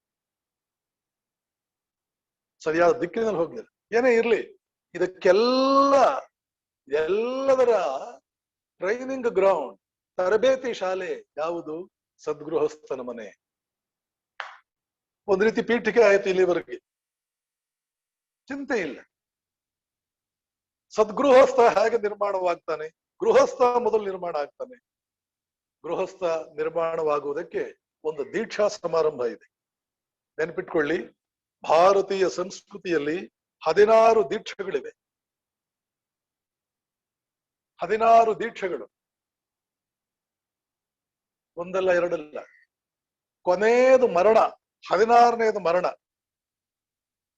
15ನೇದು ವಿವಾಹ. ವಿವಾಹವಾದ ಮೇಲೆ ಇನ್ನು ಒಂದೇ ದೀಕ್ಷೆ, ಏನದು? ಮರಣ. ಅದನ್ನ ಬೇರೆಯವರು ಮಾಡ್ತಾರೆ. 14 ದೀಕ್ಷೆಗಳಾದ ಮೇಲೆ ಅವನು ವಿವಾಹಕ್ಕೆ ಅರ್ಹ ಆಗೋದು. ಭಾರತೀಯ ಪರಂಪರೆಯಲ್ಲಿ ಬೃಹತ್ತಾದಂತ ಒಂದು ದೀಕ್ಷಾ ಕಾರ್ಯಕ್ರಮ ಈ ವಿವಾಹ ಅನ್ನುವಂಥದ್ದು. ಅನ್ಫಾರ್ಚುನೇಟ್, ನಮ್ಮ ಯುವಕ ಯುವತಿಯರಿಗೆ ಇವೆಲ್ಲ ಅರ್ಥ ಆಗಿಲ್ಲ. ರಂಗನಾಥಾನಂದಜಿ ಎಷ್ಟು ಜನ ಹೇಳ್ತಾರೆ ಇದನ್ನು. ರಾಮಕೃಷ್ಣರ ಚಿಂತನೆಗಳು ವಿವೇಕಾನಂದರಿಗೆ, ವಿವೇಕಾನಂದರ ಚಿಂತನೆಗಳು ರಂಗನಾಥಾನಂದರಿಗೆ. ಆ 3 ಜನ ಅದ್ಭುತ ವ್ಯಕ್ತಿಗಳು, ಅದ್ಭುತವಾದಂತ ವ್ಯಕ್ತಿಗಳು. ಪ್ರಪಂಚಕ್ಕೆ ಇನ್ನು ಸಾವಿರಾರು ವರ್ಷಗಳಿಗೆ ಏನು ಬೇಕೋ ಆ ಮಾರ್ಗದರ್ಶನಗಳನ್ನು ಕೊಟ್ಟು ಬಿಟ್ಟಿದ್ದಾರೆ. ರಂಗನಾಥಾನಂದಜಿಯವರ ಭಗವದ್ಗೀತೆ ಮೇಲೆ ಅವರು ಮಾಡಿರ್ತಕ್ಕಂಥ ಉಪನ್ಯಾಸಗಳು ಇಂಗ್ಲಿಷ್ನಲ್ಲಿ ಹೈದರಾಬಾದ್ ಆಶ್ರಮದಲ್ಲಿ ಮಾಡಿದ್ದಾರೆ. ಅದನ್ನು ಕನ್ನಡಕ್ಕೆ ಪ್ರೊಫೆಸರ್ ರಾಮಚಂದ್ರ ಕನ್ನಡಕ್ಕೆ ಟ್ರಾನ್ಸ್ಲೇಟ್ ಮಾಡಿದ್ದಾರೆ. ಬ್ಯೂಟಿಫುಲ್ ಟ್ರಾನ್ಸ್ಲೇಷನ್ ಕೂಡ. ಆ ಭಗವದ್ಗೀತೆಯ ಪುಸ್ತಕಕ್ಕೆ ಬೆನ್ನುಡಿ ಬರೀತಾ, ಬೆನ್ನುಡಿನ ಮುನ್ನುಡಿನ ಏನೋ ಬರೆದವ್ರು ಯಾರು ಅಂತಂದ್ರೆ ರಿಟೈರ್ಡ್ ಗವರ್ನರ್ ಮಿಸ್ಟರ್ ಝಾ. ಎಂತದೋ ಝಾ, ಎಲ್ ಕೆ ಝಾ ಮಹಾನ್ ಮುತ್ಸದ್ದಿ. ಹಾಗೆ KM ಮುನ್ಷಿ, ಸ್ವಾತಂತ್ರ್ಯ ಹೋರಾಟದ ಕಾಲದಲ್ಲಿ ನೆಹರು ಅವರು ಪ್ರಧಾನಮಂತ್ರಿಗಳಾಗಿದ್ದ ಕಾಲದಲ್ಲಿ KM ಮುನ್ಷಿ, ಭಾರತೀಯ ವಿದ್ಯಾಭವನ ಸ್ಥಾಪಕರಾದಂತ ಮುನ್ಷಿ ಮತ್ತು ನಮ್ಮ ಕರ್ನಾಟಕದ ರಂಗನಾಥ್ ದಿವಾಕರ್, RR ದಿವಾಕರ್ ಅದರ ಸಂಸ್ಥಾಪಕರು. ಮುನ್ಷಿಯವರಿಗೆ ಮಹಾ ಅಂತಾರಾಷ್ಟ್ರೀಯ ಖ್ಯಾತಿಯ ವಿದ್ವಾಂಸ ಆಗಿದ್ದಂತ ಜವಾಹರ್ಲಾಲ್ ನೆಹರು ಅವರು ಹೇಳ್ತಾರೆ, ನನ್ನ ಮಗಳಿಗೆ ನಾನು ಎಜುಕೇಶನ್ ಕೊಡ್ಲಿಲ್ಲ. There is no substitute for good education. ಸ್ವಲ್ಪ ನೀನಾದ್ರೂ ನೋಡ್ಕೊಳ್ಳಪ್ಪ, ಸ್ವಲ್ಪ ನೀನ್ ನೋಡ್ಕೊ. ಇಂದಿರಾ ಗಾಂಧಿ ಅವರ ಎಜುಕೇಶನ್ ಜವಾಬ್ದಾರಿ ಹೊತ್ತು KM ಮುನ್ಷಿ ಸಾಮಾನ್ಯರಲ್ಲ. ಕನ್ನೈಲಾಲ್ ಮುನ್ಷಿ ಕೃಷ್ಣಾವತಾರ ಅಂತ ಪುಸ್ತಕ ಬರೆದಿದ್ದಾರೆ ಅವರು. ಇಂಗ್ಲಿಷ್ ನಲ್ಲಿ ಪುಸ್ತಕ ಇದೆ. ಒಂದೊಂದು ವಾಕ್ಯವು ಇಂಗ್ಲಿಷ್ ಭಾಷೆಯ ರತ್ನ. ಮುನ್ಷಿಯವರ ಅದ್ಭುತವಾದ ಧೀಶಕ್ತಿ ಅದು ಬೇರೆನೇ ಇದೆ. KM ಮುನ್ಷಿ, LK ಝಾ ಇವರೆಲ್ಲ ಒಂದೇ ಸ್ತರದವರು. LK ಝಾ ರಂಗನಾಥಾನಂದಜಿಯವರ ಭಗವದ್ಗೀತೆಗೆ ಮುನ್ನುಡಿ ಬರೀತಾ ಹೇಳ್ತಾರೆ, ನಾನೇನಾದ್ರೂ ಸೆಂಟ್ರಲ್ ನಲ್ಲಿ ಎಜುಕೇಶನ್ ಮಿನಿಸ್ಟರ್ ಆಗಿದ್ದಿದ್ರೆ ಇವಾಗ ಈ 3 ಪುಸ್ತಕಗಳನ್ನ ಟೆಕ್ಸ್ಟ್ ಬುಕ್ ಮಾಡ್ತಾ ಇದ್ದೆ. ಕಾಲೇಜ್ ಸ್ಟೂಡೆಂಟ್ಸ್ಗೆ ಟೆಕ್ಸ್ಟ್ ಬುಕ್ ಮಾಡ್ತಾ ಇದ್ದೆ. ಇಲ್ಲಿ ಫಿಲಾಸಫಿ ಇದೆ, ಇಲ್ಲಿ ಸೈನ್ಸ್ ಇದೆ, ಇಲ್ಲಿ ಅಡ್ಮಿನಿಸ್ಟ್ರೇಷನ್ ಇದೆ, ಅದ್ಭುತವಾದಂತಹ ಒಂದು ಕಾರ್ಪೊರೇಟ್ ಟ್ರೈನಿಂಗ್ ಇದೆ. ಒಬ್ಬೊಬ್ಬ ಮನುಷ್ಯನು ಕೂಡ he can become a force to reckon with if he can go through the pages in which Swami Ranganathanandaji has transmitted his wisdom of Bhagavad Gita in a very marvelous way. If one can understand the spirit of this book, one can turn out to be a force to reckon with, which is the need of the hour in our country today. ನಾನು ಅದೇ ವರ್ಬ್ಯಾಟಮ್ ಹೇಳ್ತಾ ಇಲ್ಲ. ಆ ಧಾಟಿಯಲ್ಲಿ English ನಲ್ಲಿ ಪುಸ್ತಕ ಇರೋದು ಇಂಗ್ಲಿಷೇ, ಇವ್ರ ಮುನ್ನುಡಿನ English. LK Jha ಆ ರೀತಿ ಹೇಳ್ತಾರೆ. ಆ ರಂಗನಾಥಾನಂದಜಿ ಕೇವಲ ಭಗವದ್ಗೀತೆ ಅಲ್ಲ, ಎಲ್ಲಾ ಉಪನಿಷತ್ತುಗಳು, eternal values for a changing society, a pilgrim looks at the world, ಎಂತೆಂತ ಒಂದೊಂದು ಪುಸ್ತಕದಲ್ಲಿ ರಿಯಲ್ ಇಂಡಿಯಾ ಏನು, ಭಾರತೀಯ ಸಂಸ್ಕೃತಿ ಅಂದ್ರೆ ಏನು ಅಂತ ಅರ್ಥ ಮಾಡ್ಕೊಳ್ಬೇಕು ಅಂದ್ರೆ ಆ ಪುಸ್ತಕ ಓದಬೇಕು. ಎಷ್ಟು ಸಲ ಹೇಳ್ತಾರೆ ಅಂದ್ರೆ, ಇವತ್ತು ದೇಶಕ್ಕೆ ಬೇಕಾಗಿರ್ತಕ್ಕಂಥದ್ದು ಸದ್ಗೃಹಸ್ಥ, ಸದ್ಗೃಹಸ್ಥ, ಸದ್ಗೃಹಸ್ಥ. ಅದು ವಿವಾಹ ಅನ್ನುವಂತ ದೀಕ್ಷೆ. ಮೊದಲನೇ ದೀಕ್ಷೆ ಯಾವಾಗ ಪ್ರಾರಂಭ ಆಗುತ್ತೆ? ಒಬ್ಬ ವ್ಯಕ್ತಿ ವಿಷಯದಲ್ಲಿ ತಂದೆ ತಾಯಂದ್ರು ಇಬ್ರು ಸೇರಿ ಅವರು ಪುತ್ರೋತ್ಸವಕ್ಕಾಗಿ ಮನಸ್ಸು ಮಾಡ್ತಾರೆ. ಒಂದು ಪುತ್ರೋತ್ಸವ ನೆನ್ಪಿಟ್ಕೊಳ್ಳಿ, ಅದರ ಹೆಸರೇನು? ಪುತ್ರೋತ್ಸವ. ಅದೊಂದು ಉತ್ಸವ. ಉತ್ಸವ ಅಂದ್ರೆ ಏನು? ಯಾವ ಸಮಾರಂಭದಲ್ಲಿ ಪರಮಾತ್ಮ ಸುಪ್ರೀತನಾಗ್ತಾನೆ ಅದು ಉತ್ಸವ. ಪುತ್ರೋತ್ಸವ. ನಮ್ಗೊಬ್ಬ ಪುತ್ರ ಬೇಕು ಅಥವಾ ಪುತ್ರಿ. ಪುತ್ರಿ ಸಾಮಾನ್ಯಳಲ್ಲ. ದೂರ್ವಾಸನಿಗೆ ಒಬ್ಬಳು ಮಗಳಿದ್ಲು, ವಾಗಾಂಭೃಣಿ. ಸ್ವಯಂ ಜಗನ್ಮಾತೆನೇ ಆವಿರ್ಭವಿಸಿರು ಅವಳೆ. ಹಾಗೆ ಶ್ರೀಮಾತೆ ಶಾರದಾ ದೇವಿಯವರಲ್ಲಿ ಯಾವಾಗಂದ್ರೆ ಅವಾಗ ಜಗನ್ಮಾತೆ ಆವಿರ್ಭವಿಸುವ ಸಾಮರ್ಥ್ಯ ಶಾರದಾ ಮಾತೆಗಿತ್ತು. ಶಾರದಾ ಮಾತೆಯ ಮಹಿಮೆ ನಾವು ತಿಳ್ಕೊಳ್ಬೇಕು. ಒಂದು ಸಂದರ್ಭದಲ್ಲಿ ರಾಮಕೃಷ್ಣರ ಸೋದರಳಿಯ ಹೃದಯ ರಾಮ ಶಾರದಾ ಮಾತೆಯವರಿಗೆ ಒಂದ್ ಸ್ವಲ್ಪ ಕಾಡ್ತಾನೆ. ಆವಾಗ ರಾಮಕೃಷ್ಣರು ಅವನಿಗೆ ಎಚ್ಚರಿಕೆ ಕೊಡ್ತಾರೆ, ನೋಡು ಹೃದು, ಇದರ ಒಳಗಡೆ ತಮ್ಮನ್ನು ತೋರಿಸ್ಕೊಂಡು ಇದರ ಒಳಗಡೆ ಇರೋ ಶಕ್ತಿಯನ್ನೇನಾದ್ರೂ ನೀನು ರೇಗಿಸಿ ಸ್ವಲ್ಪ ಹೆಚ್ಚು ಕಡಿಮೆ ಪಾರಾಗಬಹುದು. ಅವರ ಒಳಗಡೆ ಇರೋ ಶಕ್ತಿ ಏನಾದ್ರೂ ರೇಗಿತು ಅಂತಂದ್ರೆ ನಿನ್ನನ್ನ ರಕ್ಷಿಸುವುದಕ್ಕೆ ಹರಿಹರ ಬ್ರಹ್ಮಾದಿಗಳಿಗೂ ಸಾಧ್ಯವಾಗುವುದಿಲ್ಲ. ಎಚ್ಚರಿಕೆಯಿಂದ ಇರು. ವಿವೇಕಾನಂದರು ಶಾರದಾ ಮಾತೆಯನ್ನು ನೋಡುವುದಕ್ಕೆ ಹೋಗ್ಬೇಕಾದ್ರೆ ಸ್ವಲ್ಪ ನರ್ವಸ್ ಆಗ್ತಿದ್ರು. 4-6 ಸಲ ಗಂಗೆಯ ನೀರನ್ನ ಪ್ರೋಕ್ಷಣೆ ಮಾಡಿಕೊಂಡು ನಾನು ಪವಿತ್ರನಾಗ್ತಾ ಇದ್ದೇನೆ ಅಂತ ಅವರು ಕನ್ಫರ್ಮ್ ಮಾಡ್ಕೊಳ್ತಾ ಇದ್ರು. ವಿವೇಕಾನಂದರು ಯಾರನ್ನು ಕುರಿತು ರಾಮಕೃಷ್ಣ ಜಗನ್ಮಾತೆ ಪ್ರಾರ್ಥನೆ ಮಾಡಿದ್ರು, ಅಮ್ಮ ನಿನ್ನ ಮಾಯೆ ಹಾಕು ಅವನ ಮೇಲೆ ಸ್ವಲ್ಪ. ಇಲ್ಲ ಅಂತಂದ್ರೆ ಅವನ ಧ್ಯಾನ ಎಷ್ಟು ತೀವ್ರವಾಗಿರುತ್ತೆ ಅಂದ್ರೆ ಆ ಧ್ಯಾನ ಕಾಲದಲ್ಲಿ ಶರೀರವನ್ನು ಕಿತ್ತು ಒಗೆದು ಬಿಟ್ಟರೆ ಏನ್ ಮಾಡುವುದು ನಾನು? ಅವರ ಶರೀರವನ್ನೇ ಒಗೆದು ಬಿಡುವಲ್ಲ ಧ್ಯಾನ ಕಾಲದಲ್ಲಿ. ಆದ್ರಿಂದ ಸ್ವಲ್ಪ ನಿನ್ನ ಮಾಯೆ ಹಾಕ ಅವನ ಮೇಲೆ. ನರೇಂದ್ರನ ಹತ್ತಿರಕ್ಕೆ ಹೋಗೋದಕ್ಕೂ ಮಾಯೆ ಸ್ವಲ್ಪ ಹೆದರ್ತಾಳೆ. ಬಹಳ ಹತ್ತಿರಕ್ಕೆ ಹೋಗೋಕೆ ಹೆದರ್ತಾಳೆ. ಸ್ವಲ್ಪ ದೂರದಲ್ಲೇ ನಿಂತ್ಕೊಳ್ತಾಳೆ. ಅವನಿಗೆ ಅಷ್ಟು ಶಕ್ತಿ ಬಂದಿರೋದು ಅವಳ ಕೃಪೆಯಿಂದಲೇ.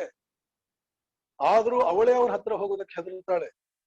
ಎಷ್ಟೋ ಸಲ ತಾಯಂದಿರು ತಮ್ಮ ಮಗನನ್ನ ನೋಡಿ ಅಂದ್ಕೊಳ್ತಾರಂತೆ, ನನ್ನ ಕಣ್ಣೇ ಎಲ್ಲಿ ದೃಷ್ಟಿಯಾಗುತ್ತೋ ನನ್ನ ಮಗನಿಗೆ. ಹಾಗೆ ಜಗನ್ಮಾತೆಯೇ ನರೇಂದ್ರನ ನೋಡಿ ಸ್ವಲ್ಪ ದೂರದಲ್ಲಿ ನಿಂತ್ಕೊಳ್ತಾಳೆ. ಈ ನರೇಂದ್ರ ಶಾರದಾ ಮಾತೆ ಹತ್ರ ಹೋಗೋದಕ್ಕೆ ಸ್ವಲ್ಪ ಅಳುತ್ತಿದ್ದ. ಯಾರು? ಶಾರದಾ ಮಾತೆ. ಹಾಗಿದ್ದವಳು ವಾಗಾಂಬೃಣಿ. ಆದ್ರಿಂದ ಪುತ್ರೋತ್ಸವ, ಪುತ್ರಿಕಾ ಉತ್ಸವ, ಪುತ್ರಿಕೋತ್ಸವ ಹಾಗೂ ಆಗ್ಬಹುದು.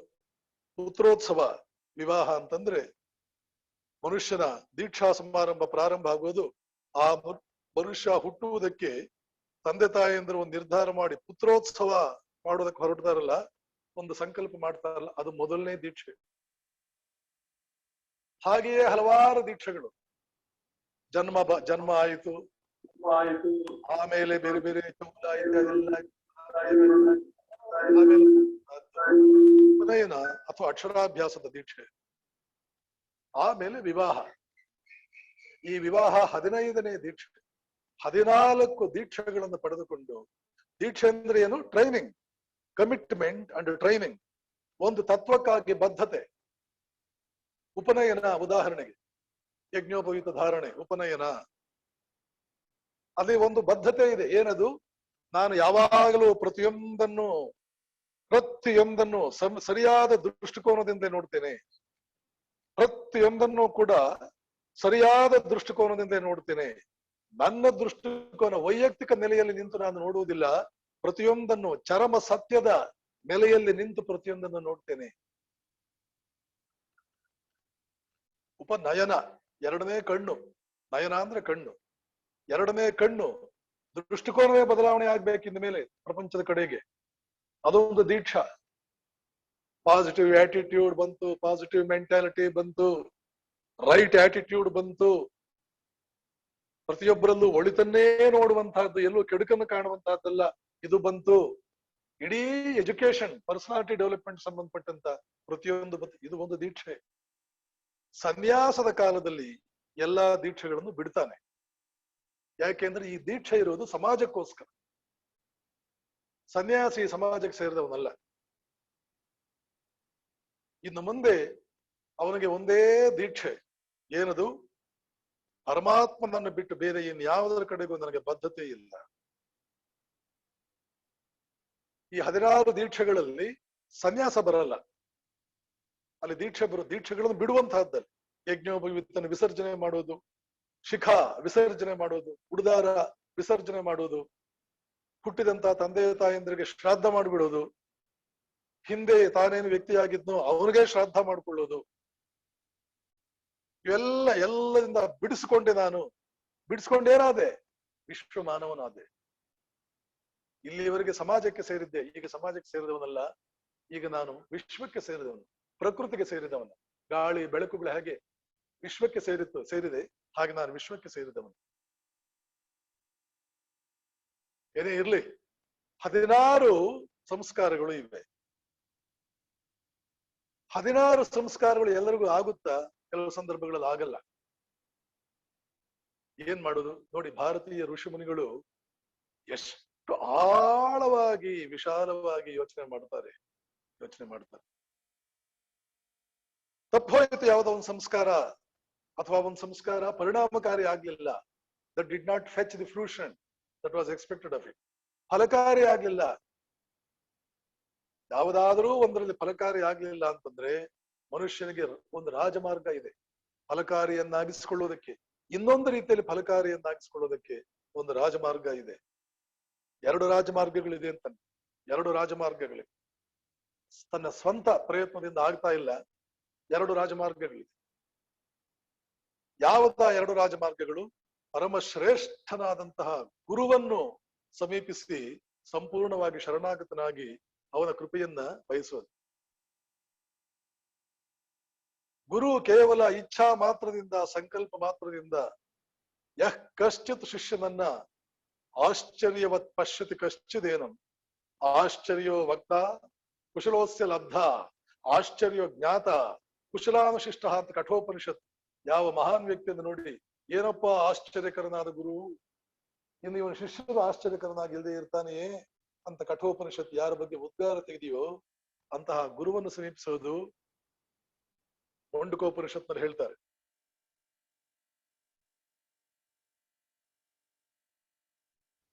ಗುರುವಂ ಅಭಿಗಚ್ಚೆ ಸಮಿತ್ಪಾಣಿ ಶ್ರೋತ್ರಿಯಂ ಬ್ರಹ್ಮನಿಷ್ಠಂ ಪರೀಕ್ಷಲೋಕಾನ್ ಕರ್ಮಚತಾನ್ ಬ್ರಾಹ್ಮಣೋ ನಿರ್ವೇದಮಾಯಾನ್ನಾಸ್ತಿ ಕೃತಕೃತೇನ. ಲೋಕಗಳನ್ನು ಕೂಡ ಒಳಹೊಕ್ಕು ಅವುಗಳನ್ನೆಲ್ಲ ವಿಶ್ಲೇಷಣೆ ಮಾಡಿ ಪಾತಾಳ ಭೈರವಿಯಂತೆ ಎಲ್ಲಾ ರಹಸ್ಯಗಳನ್ನು ತಿಳ್ಕೊ. ನೀನು ಬ್ರಹ್ಮಜ್ಞಾನಿಯಾಗುವುದಕ್ಕೆ ಹೊರಟವನೇ.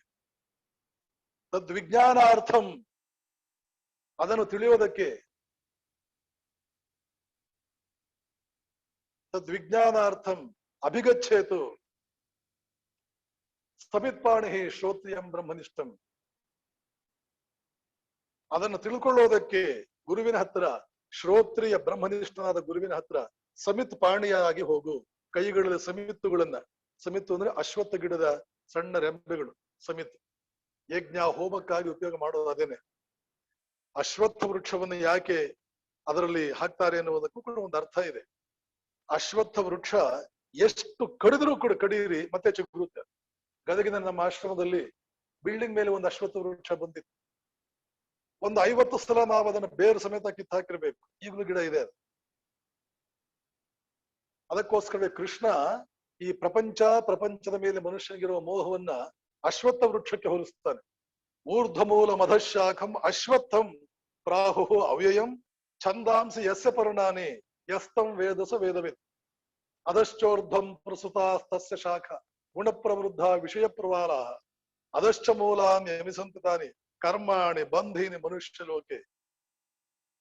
ಅಶ್ವತ್ಥ ವೃಕ್ಷಕ್ಕೆ ಹೋಲಿಸ್ತಾನೆ ಈ ಪ್ರಪಂಚವನ್ನ ಕೃಷ್ಣ. ಪುರುಷೋತ್ತಮ ಯೋಗ 15ನೇ ಅಧ್ಯಾಯದಲ್ಲಿ ಭಗವದ್ಗೀತೆಯಲ್ಲಿ, ನನ್ನಲ್ಲಿ ಗುರುಗಳೇ ಆ ಸಂಸ್ಕಾರಗಳು, ಕೆಟ್ಟ ಸಂಸ್ಕಾರಗಳು ಎಷ್ಟಿದೆಯೋ ಏನ್ ಕಥೆನೋ, ಅಶ್ವತ್ಥ ವೃಕ್ಷದಂತೆ ಇದೆ ನನ್ನ ಮನಸ್ಸು. ನನ್ನ ಪ್ರಪಂಚದ ಸಂಬಂಧಗಳು ಆ ರೀತಿಯಲ್ಲಿದೆ. ಈ ಅಶ್ವತ್ಥ ವೃಕ್ಷವನ್ನ ಅಗ್ನಿಯಾಗಿ ನೀವು ನಿಮ್ಮಲ್ಲಿ ಒಳಗಡೆಗೆ ಎಳ್ಕೊಂಡ್ಬಿಡ್ರಿ. ಅಗ್ನಿ ಏನ್ ಮಾಡುತ್ತೆ? ಸಮಿತ್ತುಗಳನ್ನ ತಾನು ಹೀರ್ಕೊಂಡ್ಬಿಡುತ್ತೆ, ತನ್ನಲ್ಲಿ ತಾನು ತಿಂದ್ಬಿಡುತ್ತೆ. ಅಗ್ನಿ ಅಶ್ವತ್ಥದ ಸಮಿತ್ತುಗಳನ್ನು ತಿಂದ್ಬಿಡುತ್ತೆ. ಹಾಗೆ ನನ್ನ ಮನಸ್ಸನ್ನು ತಿಂದು ಹಾಕ್ರಿ ನೀವು. ಶ್ರೇಷ್ಠವಾದ ಅದ್ಭುತವಾದ ಒಂದು ಮನಸ್ಸನ್ನ ನಿರ್ಮಾಣ ಮಾಡಿಕೊಡ್ರಿ ನನಗೆ. ತದ್ವಿಜ್ಞಾನಾರ್ಥಂ ಸ ಗುರುಮೇವ ಅಭಿಗಚ್ಚೇತು. ಅಂತಹ ಗುರುಗಳನ್ನೇ ನೀನು ಆಶ್ರಯಿಸ್ಬೇಕು. ಸಿಕ್ಕಿದವರೆಲ್ಲ ಗುರುಗಳಾಗಲ್ಲ. ಚೆನ್ನಾಗಿ ನೆನ್ಪಿಟ್ಕೊಳ್ಬೇಕು. ಸಿಕ್ಕಿದವರೆಲ್ಲರೂ ಗೌರವಾರ್ಹರು, ಆದರೆ ಸಿಕ್ಕಿದವರೆಲ್ಲ ಗುರುವಾಗಲ್ಲ. ಆದ್ರಿಂದ ಮುಂಡಕೋಪನಿಷತ್ತು ಎರಡೇ ಮುಂದೆ ಶಂಕರಾಚಾರ್ಯರು ಗುರುವಿನ ಲಕ್ಷಣ ಬಹಳ ಚೆನ್ನಾಗಿ ಹೇಳ್ತಾರೆ ವಿವೇಕ ಚೂಡಾಮಣಿ. ಶ್ರೋತ್ರಿಯೋ ಔರಜನ್ನೋ ಅಕಾಮಹತೋ ಯೋ ಬ್ರಹ್ಮವಿತ್ತಮಃ ಬ್ರಹ್ಮಣ್ಯುಪರತಿ ಶಾಂತಿ ನಿರಿಂಧನ ಇವಾನುಲಃ ಆಹೇತುಕ ದಯಾ ಸಿಂಧು ಬಂಧುರಾನ್ ಅಮತಾನ್ ಸತಾನ್. ರಾಮಕೃಷ್ಣರನ್ನು ಮುಂದೆ ರಾಮಕೃಷ್ಣ ಬರ್ತಾರೆ ಅಂತ ಶಂಕರಾಚಾರ್ಯರಿಗೆ ಗೊತ್ತಿದ್ದೇ ಈ ಶ್ಲೋಕ ರಚನೆ ಮಾಡಿದ್ರೇನು ಅನ್ನುವಷ್ಟರ ಮಟ್ಟಿಗೆ ರಾಮಕೃಷ್ಣರಿಗೆ ಅನ್ವಯಿಸುತ್ತೆ ಈ ಲಕ್ಷಣಗಳೆಲ್ಲ. ಶ್ರೋತ್ರಿಯೋ ಔರಜನೋ ಅಕಾಮಹತೋ ಯೋ ಬ್ರಹ್ಮವಿತ್ತಮಃ ಬ್ರಹ್ಮಣ್ಯುಪರತಿ ಶಾಂತಿ ನಿರಿಂಧನ ಇವಾನಲಃ ಆಹೇತುಕ ದಯಾ ಸಿಂಧು ಬಂಧುರಾನ್ ಅಮತಾನ್ ಸತಾನ್. ಇಂತಹ ಗುರು. ತದ್ವಿಜ್ಞಾನಾರ್ಥಂ ಸ ಗುರುಮೇವ ಅಭಿಗಚ್ಚೇತು ಸಮಿತ್ಪಾಣಿ ಶ್ರೋತ್ರಿಯಂ ಬ್ರಹ್ಮನಿಷ್ಠಂ. ಇದು ಒಂದು ಮಾರ್ಗ. 16 ಲಕ್ಷಣಗಳು 16 ಸಂಸ್ಕಾರಗಳು ಆಗ್ಲಿಲ್ಲ, ಗುರುವೇ ನೀನೇ ನನ್ನನ್ನು ರಕ್ಷಣೆ ಮಾಡಬೇಕು. ಇನ್ನೊಂದು ಪರಮಾತ್ಮನಲ್ಲಿ ಶರಣಾಗತನಾಗು. ಗುರುಗಳಿಗೆ ಮಹಾಗುರು ಸಚ್ಚಿದಾನಂದ ಗುರು ಶ್ರೀರಾಮಕೃಷ್ಣ ಹೇಳ್ತಾ ಇದ್ರು, ಪರಮಾತ್ಮನೇ ನಿಜವಾದ ಗುರು. ಈ ಭೂಲೋಕದ ಗುರುವಿನ ಮೂಲಕ ಆ ಮಹಾಗುರು ಕೆಲಸ ಮಾಡ್ತಾನೆ. 16 ಸಂಸ್ಕಾರಗಳು ಯಾವುದಾದ್ರೂ ಒಂದು ಬಿಟ್ಟು ಹೋದಿತ್ತು, ಏನ್ ಮಾಡೋದು? ಆದ್ದರಿಂದ ಪರಮಾತ್ಮನನ್ನ 16 ಬೇರೆ ಬೇರೆ ರೀತಿಯಲ್ಲಿ ಅವನ ಕೃಪೆಗೆ ಪಾತ್ರನಾಗು. ಇದನ್ನ ಮನಸ್ಸಿನಲ್ಲಿ ಇಟ್ಟುಕೊಂಡು ಭಾರತೀಯ ಋಷಿಮುನಿಗಳು ಒಂದು ಪೂಜಾ ವ್ಯವಸ್ಥೆಯನ್ನು ನಿರ್ಮಾಣ ಮಾಡಿದರು. ಆ ಪೂಜೆಯಲ್ಲಿ 16 ಉಪಚಾರಗಳು ಬರುತ್ತದೆ. ಅದಕ್ಕೆ ಷೋಡಶೋಪಚಾರ ಪೂಜೆ. ಯಾವ ಮನೆಯಲ್ಲಿ ದೇವರ ಪೂಜೆ ನಡೀತಾ ಇದೆ ಇವತ್ತು ಹಿಂದೂಗಳ ಮನೆಯಲ್ಲಿ ಹೋಗಿ ನೋಡ್ರಿ, ಆ ಪೂಜೆ ಷೋಡಶೋಪಚಾರ ಪೂಜೆ 16. ಹೇಗೆ ಭಾರತೀಯ ಸಂಸ್ಕೃತಿ how systematically it is worked out. ಇನ್ನೂ ಒಂದು ಆಶ್ಚರ್ಯ ನಿಮ್ಮ ಮುಂದೆ ಹೇಳ್ತೇನೆ. ಯೋಗ್ಯನಾದ ವ್ಯಕ್ತಿ, ಈ 16 ಸಂಸ್ಕಾರಗಳಿಂದ ಕೂಡಿರುವ ವ್ಯಕ್ತಿ, ಈ 16 ಸಂಸ್ಕಾರಗಳಿಂದ ಕೂಡಿರುವ ವ್ಯಕ್ತಿ, ಅವನು ಮಾತ್ರ ಆರೋಗ್ಯವಂತ ವ್ಯಕ್ತಿ ಅಂತ ನಮ್ಮ ಭಾರತೀಯ ಆರೋಗ್ಯ ಸಂಹಿತ ಹೇಳುತ್ತೆ. ಚರಕ ಸಂಹಿತ, ಚರಕ ಮತ್ತು ಸುಶ್ರುತ ಧನ್ವಂತರಿಯನ್ನು ಬಿಟ್ರೆ ಈ ದೇಶದಲ್ಲಿ ಪ್ರಧಾನವಾಗಿ ಆರೋಗ್ಯ ಸಂಬಂಧಪಟ್ಟಂತೆ ಜ್ಞಾನ ನಮಗೆ ಬರೋದು ಚರಕ ಮತ್ತು ಸುಶ್ರುತರಿಂದ. ಚರಕ ಕಾಶಿ ವಿಶ್ವವಿದ್ಯಾಲಯದ ಮೆಡಿಕಲ್ ಸೈನ್ಸಸ್ ಪ್ರೊಫೆಸರ್ ಅಲೆಕ್ಸಾಂಡರ್ ಇಂಡಿಯಾಗೆ ಬಂದು ಇಲ್ಲಿದ್ದಂತಹ ಡಾಕ್ಟರ್ಗಳ ಪ್ರತಿಭೆಯನ್ನು ನೋಡಿ ಗಾಬರಿಯಾಗಿ ಗ್ರೀಕ್ ಡಾಕ್ಟರ್ಗಳನ್ನು ತೆಗೆದು ಅವನ ಮಿಲಿಟರಿಗೆ ಅವನ ಪರ್ಸನಲ್ ಪರ್ಪಸಸ್ಗೆ ಇಂಡಿಯನ್ ಡಾಕ್ಟರ್ಸ್ ನೇಮಿಸಿದ ಅಂತ ಹೇಳ್ಬಿಟ್ಟು ಅಲೆಕ್ಸಾಂಡರ್ನ ಬಯೋಗ್ರಫಿಯನ್ನು ಬರೆದಿರ್ತಕ್ಕಂಥ ಪ್ಲುಟಾರ್ಕ್ ಬರೀತಾರೆ. ಈ ಹಿಸ್ಟ್ರಿ ಇದೆ, ಆದ್ರೆ ಇಂತಹ ಹಿಸ್ಟ್ರಿ ನಮ್ಮ ಟೆಕ್ಸ್ಟ್ ಪುಸ್ತಕದಲ್ಲಿ ಬರಲ್ಲ. ಇಂಡಿಯನ್ಸ್ ಎಲ್ಲಿ ಹ್ಯೂಮಿಲಿಯೇಷನ್ ಆಗಿದೆ ಅದನ್ನು ವೈಭವೀಕರಿಸಿ ಮೊದಲನೇ ದಿನವೇ ಅವ್ರಿಗೆಲ್ಲ ಬೈದೆ ನಾನು. ಮತ್ತೆ ಬೈದ್ರೆ ಸುಮ್ಮನೆ ಮತ್ತೆ ಶಾರದಾ ಮಾತೆಗೆ ಬೇಜಾರಾಗುತ್ತೆ, ಇನ್ನೊಬ್ಬರು ತಪ್ಕೊಂಡು ಹಿಡಿಬಾರದು. ಆದ್ದರಿಂದ ಬಯೋದಿಲ್ಲ. ಇವತ್ತು BR ಪಾಟೀಲ್ ಬರ್ತ್ಡೇ ಬೇರೆ ಇದೆ, ಅವರು ಇನ್ನೊಬ್ಬರನ್ನ ಬಯೋದು ಇಷ್ಟಪಡೋದು. ಚರಕ 16 ಲಕ್ಷಣಗಳನ್ನು ಕೊಡ್ತಾನೆ. ಒಬ್ಬ ಆರೋಗ್ಯವಂತ ಮನುಷ್ಯ ಆಗಿರ್ಬೇಕು. ಆಶ್ಚರ್ಯ, ಇನ್ನೊಂದು ಆಶ್ಚರ್ಯ ನಿಮ್ಮ ಮುಂದೆ, ಒಂದು ಆಶ್ಚರ್ಯದ ಮೇಲೆ ಇನ್ನೊಂದು ಆಶ್ಚರ್ಯ. ಶ್ರೀರಾಮನ ಲಕ್ಷಣಗಳನ್ನು ಕುರಿತು ವಾಲ್ಮೀಕಿ ರಾಮಾಯಣದಲ್ಲಿ ಬರೀತಾನೆ. ಈ 16 ಲಕ್ಷಣಗಳೇ ಪ್ರಧಾನವಾಗಿ 16 ಸಂಸ್ಕಾರಗಳು, 16 ರೀತಿಯ ಷೋಡಶೋಪಚಾರ ಪೂಜೆ ಎನ್ನುವಂತಹ ಪೂಜೆ, 16 ಲಕ್ಷಣಗಳು. ಏನಿದು Indian culture? How much in unison these people have worked out. ಇಡೀ ಪ್ರಪಂಚವೇ ನಮ್ಮನ್ನ ನಿರ್ನಾಮ ಮಾಡಬೇಕು ಅಂತ ಹೊರಟರು ಕೂಡ ಈ ದೇಶ ಉಳಿದಿದೆ. ಯಾಕೆ ಗೊತ್ತೇನು? ಹಲವಾರು ಜನ ಹೇಳಿದ್ದಾರೆ ಬೇರೆ ದೇಶಗಳಂತೆ ಅಲ್ಲ ಇಂಡಿಯಾ. ಮೊನ್ನೆ ರಷ್ಯಾದ ಅಂಬಾಸಿಡರ್ ಆಗಿದ್ದಂತ ಅಲೆಕ್ಸಾಂಡರ್ ಸುಮಾರು 20 ವರ್ಷಗಳ ಹಿಂದೆ ಅವರು ಟರ್ಮ್ ಮುಗಿದು ರಷ್ಯಾಗೆ ವಾಪಸ್ ಹೋಗುವಾಗ ಅವ್ರು ಹೇಳ್ತಾರೆ, ನನ್ನ ಈ 4-6 ವರ್ಷಗಳ ಸ್ಟೇ ಇಂಡಿಯಾದಲ್ಲಿ ನಾನು ಬಂದ್ಮೇಲೆ ನನಗೆ ಗೊತ್ತಾಗಿದ್ದು, India is not like other countries. ಪರಮಾತ್ಮ ಇದನ್ನು ಬೇರೆ ರೀತಿಯಲ್ಲೇ ಸೃಷ್ಟಿ ಮಾಡಿದಾನೆ ಈ ದೇಶವನ್ನ. ನಮ್ಮ ಮೇಲೆ ಆದ ಆಕ್ರಮಣದಲ್ಲಿ ಒಂದು ಆಣೆ ಬೇರೆ ಯಾವುದಾದ್ರೂ ದೇಶದ ಮೇಲೆ ಆದ್ರೆ ಮುಚ್ಚು ನೂರಾಗಿ ಹೋಗ್ತಿತ್ತು. ರೋಮನ್ನರ ಮೇಲೆ ಎಷ್ಟಾಯ್ತು ಆಕ್ರಮಣ? ಒಂದು. ಗ್ರೀಕರ ಮೇಲೆ ಎಷ್ಟಾಯ್ತು ಆಕ್ರಮಣ? ಒಂದು. ನಮ್ಮ ಮೇಲೆ ಎಷ್ಟು ಆಕ್ರಮಣ? 1,000. ಅದು ಬಹಳ ಕಡಿಮೆ. ಇವತ್ತಿಗೂ ಆಕ್ರಮಣ ನಿಂತಿಲ್ಲ. ಸಾಂಸ್ಕೃತಿಕ ಆಕ್ರಮಣ ನಡೀತಾ ಇದೆ. ರಾಜಕೀಯ ಆಕ್ರಮಣ ಇಲ್ಲದೆ ಇರಬಹುದು, ಸಾಂಸ್ಕೃತಿಕ ಆಕ್ರಮಣ, ಮಾಧ್ಯಮಗಳು, ಇನ್ನೂ ಹಲವಾರು ಸಾಂಸ್ಕೃತಿಕ ಆಕ್ರಮಣಗಳ ನಿರಂತರ ನಡೆಸ್ತಾ ಇದೆ. ಚಿಂತೆ ಇಲ್ಲ. ಸಂಪೂರ್ಣವಾಗಿ ಸಾಂಸ್ಕೃತಿಕವಾಗಿ ಈ ದೇಶವನ್ನ ಹೊಸ ಜನ್ಮ ಕೊಟ್ಬಿಡ್ಬೇಕಿದಕ್ಕೆ ಅಂತ ಹೇಳಿ ಮೆಕ್ಕಾಲೆ 1836ರಲ್ಲಿ ಒಂದು ಹೊಸ ಎಜುಕೇಶನ್ ಸಿಸ್ಟಮ್ ತಂದ. ಇನ್ನೊಂದು ಆಶ್ಚರ್ಯ ನಿಮ್ಮ ಮುಂದೆ ಇಡ್ತೀನಿ. ಈ ದೇಶದ ಮುಖವನ್ನೇ ಬದಲಾವಣೆ ಮಾಡಿಬಿಡ್ಬೇಕು. ಸಾಂಸ್ಕೃತಿಕ ಮುಖ, the cultural face of the country must be metamorphosed, ಸಂಪೂರ್ಣವಾಗಿ ಚೇಂಜ್ ಮಾಡಿಬಿಡ್ಬೇಕು ಅಂತ 1836ರಲ್ಲಿ ಇಲ್ಲಿ ಹೊಸ ಎಜುಕೇಶನ್ ಸಿಸ್ಟಮ್ ತಂದ. ಇನ್ನು ನಾನು ಸುಮ್ಮನೆ ಕೂತ್ಕೊಂಡ್ರೆ ಆಗೋದಿಲ್ಲ ಅಂತ ಹೇಳಿ ಪರಮಾತ್ಮ 1836ರಲ್ಲೇ ಶ್ರೀರಾಮಕೃಷ್ಣರಾಗಿ ಜನ್ಮ ತಾಳದ.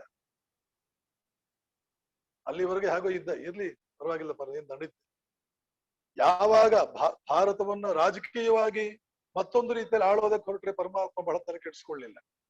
ಸಾಂಸ್ಕೃತಿಕವಾಗಿ ಈ ದೇಶದ ಅಸ್ತಿತ್ವಕ್ಕೆ ಧಕ್ಕೆ ತರಬೇಕು ಅಂತ ಹೊರಟಾಗ ಇನ್ನು ಭಗವಂತನಿಗೆ ಸುಮ್ಮನೆ ಕೂತ್ಕೊಳ್ಳಕ್ ಆಗ್ಲಿಲ್ಲ.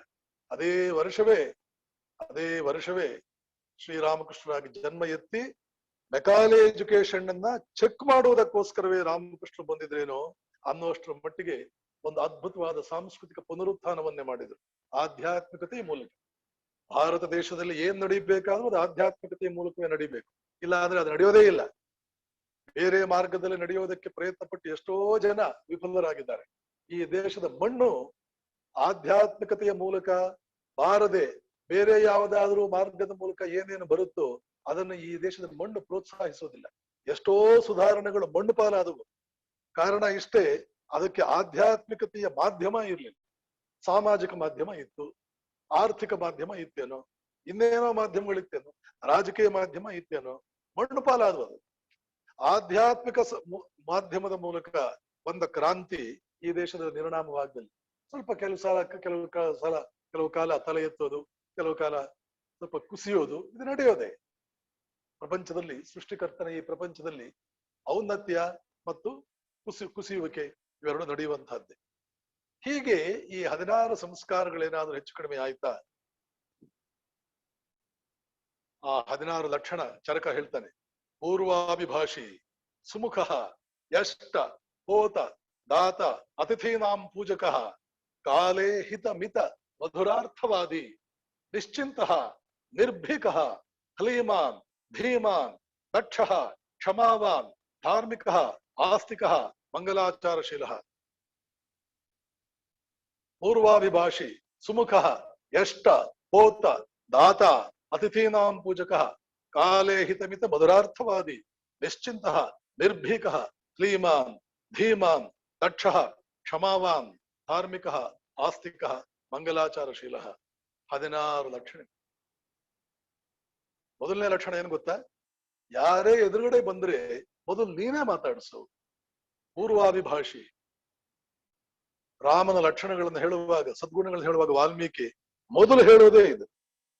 ಅಷ್ಟೇ ಅಲ್ಲ, ಮೊದಲು ರಾಮನೇ ಮಾತಾಡಿಸ್ತಾ ಇದ್ದ. ಅಷ್ಟೇ ಅಲ್ಲ, ನಿಮ್ ಮನೆಯಲ್ಲಿ ಎಲ್ರೂ ಚೆನ್ನಾಗಿದಾರ ಅಂತ ಕೇಳುವಾಗ ಒಂದು ಆರ್ಡರ್ ಅನುಸರಿಸ್ತಾ ಇದ್ದಂತೆ. ಯಾರು ಬಹಳ ದೊಡ್ಡ ವಯಸ್ಸಿನವರು ಅವರ ಹೆಸರುಗಳನ್ನ ಮೊದಲು, ಅವ್ರಿಗಿಂತ ಸಣ್ಣವರು ಆಮೇಲೆ, ಅವ್ರಿಗಿಂತ ಮೊದಲು ಸಣ್ಣವರು ಚೆನ್ನಾಗಿದಾರ ಅಂತ ಕೇಳಿ ಆಮೇಲೆ ದೊಡ್ಡವರು ಚೆನ್ನಾಗಿದಾರ ಅಂತ ಕೇಳ್ತಿರ್ಲಿಲ್ವಂತೆ. ಅವರ ವಯಸ್ಸಿನ ಆಧಾರದ ಮೇಲೆ ಅವ್ರ ಹೆಸರು ಹೇಳ್ತಾ ಬರ್ತಿದ್ದಂತೆ. ಯಾಕೆ? ಅದು ಕೂಡ ಒಂದು ಸೌಜನ್ಯ. ಹಿರಿಯರಿಗೆ ಮೊದಲು ಮನ್ನಣೆ ಕೊಡ್ಬೇಕು. ಸುಮ್ಮನೆ ರಾಮೋ ವಿಗ್ರಹವಾನ್ ಧರ್ಮ ಅಂತಾರ, ಸುಮ್ಮನೆ ಅಂತಾರ. ಯಾವತ್ತು ಸ್ಥಾಸ್ಯಂತಿ ಗಿರಿಯ ಸರಿತಶ್ಚ ಮಹೀತಲೆ ತಾವದ್ ರಾಮಾಯಣ ಕಥಾ ಲೋಕೇಶು ಪ್ರಚರಿಷ್ಯತಿ. ಎಲ್ಲಿಯವರೆಗೆ ಭೂಮಿ ಮೇಲೆ ನದಿ ಬೆಟ್ಟಗಳು ಕಾಡುಗಳು ಅರಣ್ಯಗಳು ಇರುತ್ತವೋ ಅಲ್ಲಿಯವರೆಗೆ ರಾಮಾಯಣ ಕಥೆ ಪ್ರಚಾರದಲ್ಲಿರುತ್ತದೆ. ಬ್ರಹ್ಮದೇವ ಹೇಳಿದ ಮಾತು, ಸ್ವಯಂ ಬ್ರಹ್ಮದೇವ ಹೇಳಿದ ಮಾತು, ಅಥವಾ ನಾರದ, ಇಬ್ಬರಲ್ಲೊಬ್ರು ಹೇಳಿದ ಮಾತು. ನಾರದನ ಶಿಷ್ಯ ವಾಲ್ಮೀಕಿ. ನಾರದನಿಗೆ ಜಗನ್ಮಾತೆಯಿಂದ ಲೈಸೆನ್ಸ್ ಬಂದಿದೆ. ನಾರದ ಅದ್ಭುತವಾದ ಒಂದು ಸೈನ್ಸ್ ನಿರ್ಮಾಣ ಮಾಡಿದ್ದಾನೆ. ಯಾವ ಸೈನ್ಸ್ ಗೊತ್ತಾ? The science of human feelings. ಮನುಷ್ಯನ ಭಾವನೆಗಳನ್ನ how to strengthen them, how to purify them, how to sublime, how to elevate, how to make them very very powerful. Patanjali ಒಂದು ಸೈನ್ಸ್ ಕೊಟ್ಟಿದ್ದಾನೆ, how to make your mind omnipotent. ನಿನ್ನ ಮನಸ್ಸನ್ನು ಸರ್ವಶಕ್ತವನ್ನಾಗಿಸುವುದು ಹೇಗೆ, ಅದನ್ನ ಪತಂಜಲಿ ಕೊಟ್ಟಿದ್ರೆ ನಿನ್ನ ಭಾವನೆಗಳನ್ನು ಸರ್ವಶಕ್ತವಾಗಿಸುವುದು ಹೇಗೆ, ಈ ಸೈನ್ಸ್ ಅನ್ನು ನಾರದ ಕೊಟ್ಟಿದ್ದಾನೆ. ರಿಮೆಂಬರ್, ಮನುಷ್ಯ ಹ್ಯೂಮನ್ ಫೀಲಿಂಗ್ಸ್ ಅನ್ನುವಂಥದ್ದು ಇದೆಯಲ್ಲ, it can destroy the world. ಕಾಮ, ಕ್ರೋಧ, ಒಂದು ಕಾಮಕ್ಕೋಸ್ಕರ ಒಂದು ಲೋಕವೇ ಹಾಳಾಗಿದೆ. ಒಂದು ಕ್ರೋಧ, ಸಿಟ್ಟಿನಿಂದ ಒಂದು ಲೋಕವೇ ಹಾಳಾಗಿದೆ. ಲೋಭದಿಂದ, ಮೋಹದಿಂದ, ಮದ ಮಾತ್ಸರ್ಯಗಳಿಂದ ಲೋಕಗಳೇ ಹಾಳಾಗಿದೆ. ಪ್ರೇಮದಿಂದ ಲೋಕಗಳೇ ಉದ್ಧಾರವಾಗಿದೆ. ಈ ಎಲ್ಲವೂ ಹ್ಯೂಮನ್ ಫೀಲಿಂಗ್ಸ್ಗೆ ಸಂಬಂಧಪಟ್ಟಿದ್ದು. ಇದನ್ನು ಅದ್ಭುತವಾಗಿ ಬೆಳೆಸೋದು ಹೇಗೆ, ಪವರ್ಫುಲ್ ಮಾಡೋದು ಹೇಗೆ ಅನ್ನೋದಕ್ಕೆ ಒಂದು ಸೈನ್ಸ್ ಬೇಡವೆ? ಪ್ರಪಂಚದ ಯಾವ ದೇಶದಲ್ಲೂ ಅದಕ್ಕೆ ಸೈನ್ಸ್ ಇಲ್ಲ. ABCD ಆದರೂ ಕವರ್ ಮಾಡಿದಾರ ಅನ್ನೋ ಸೈನ್ಸ್ ಇಲ್ಲ.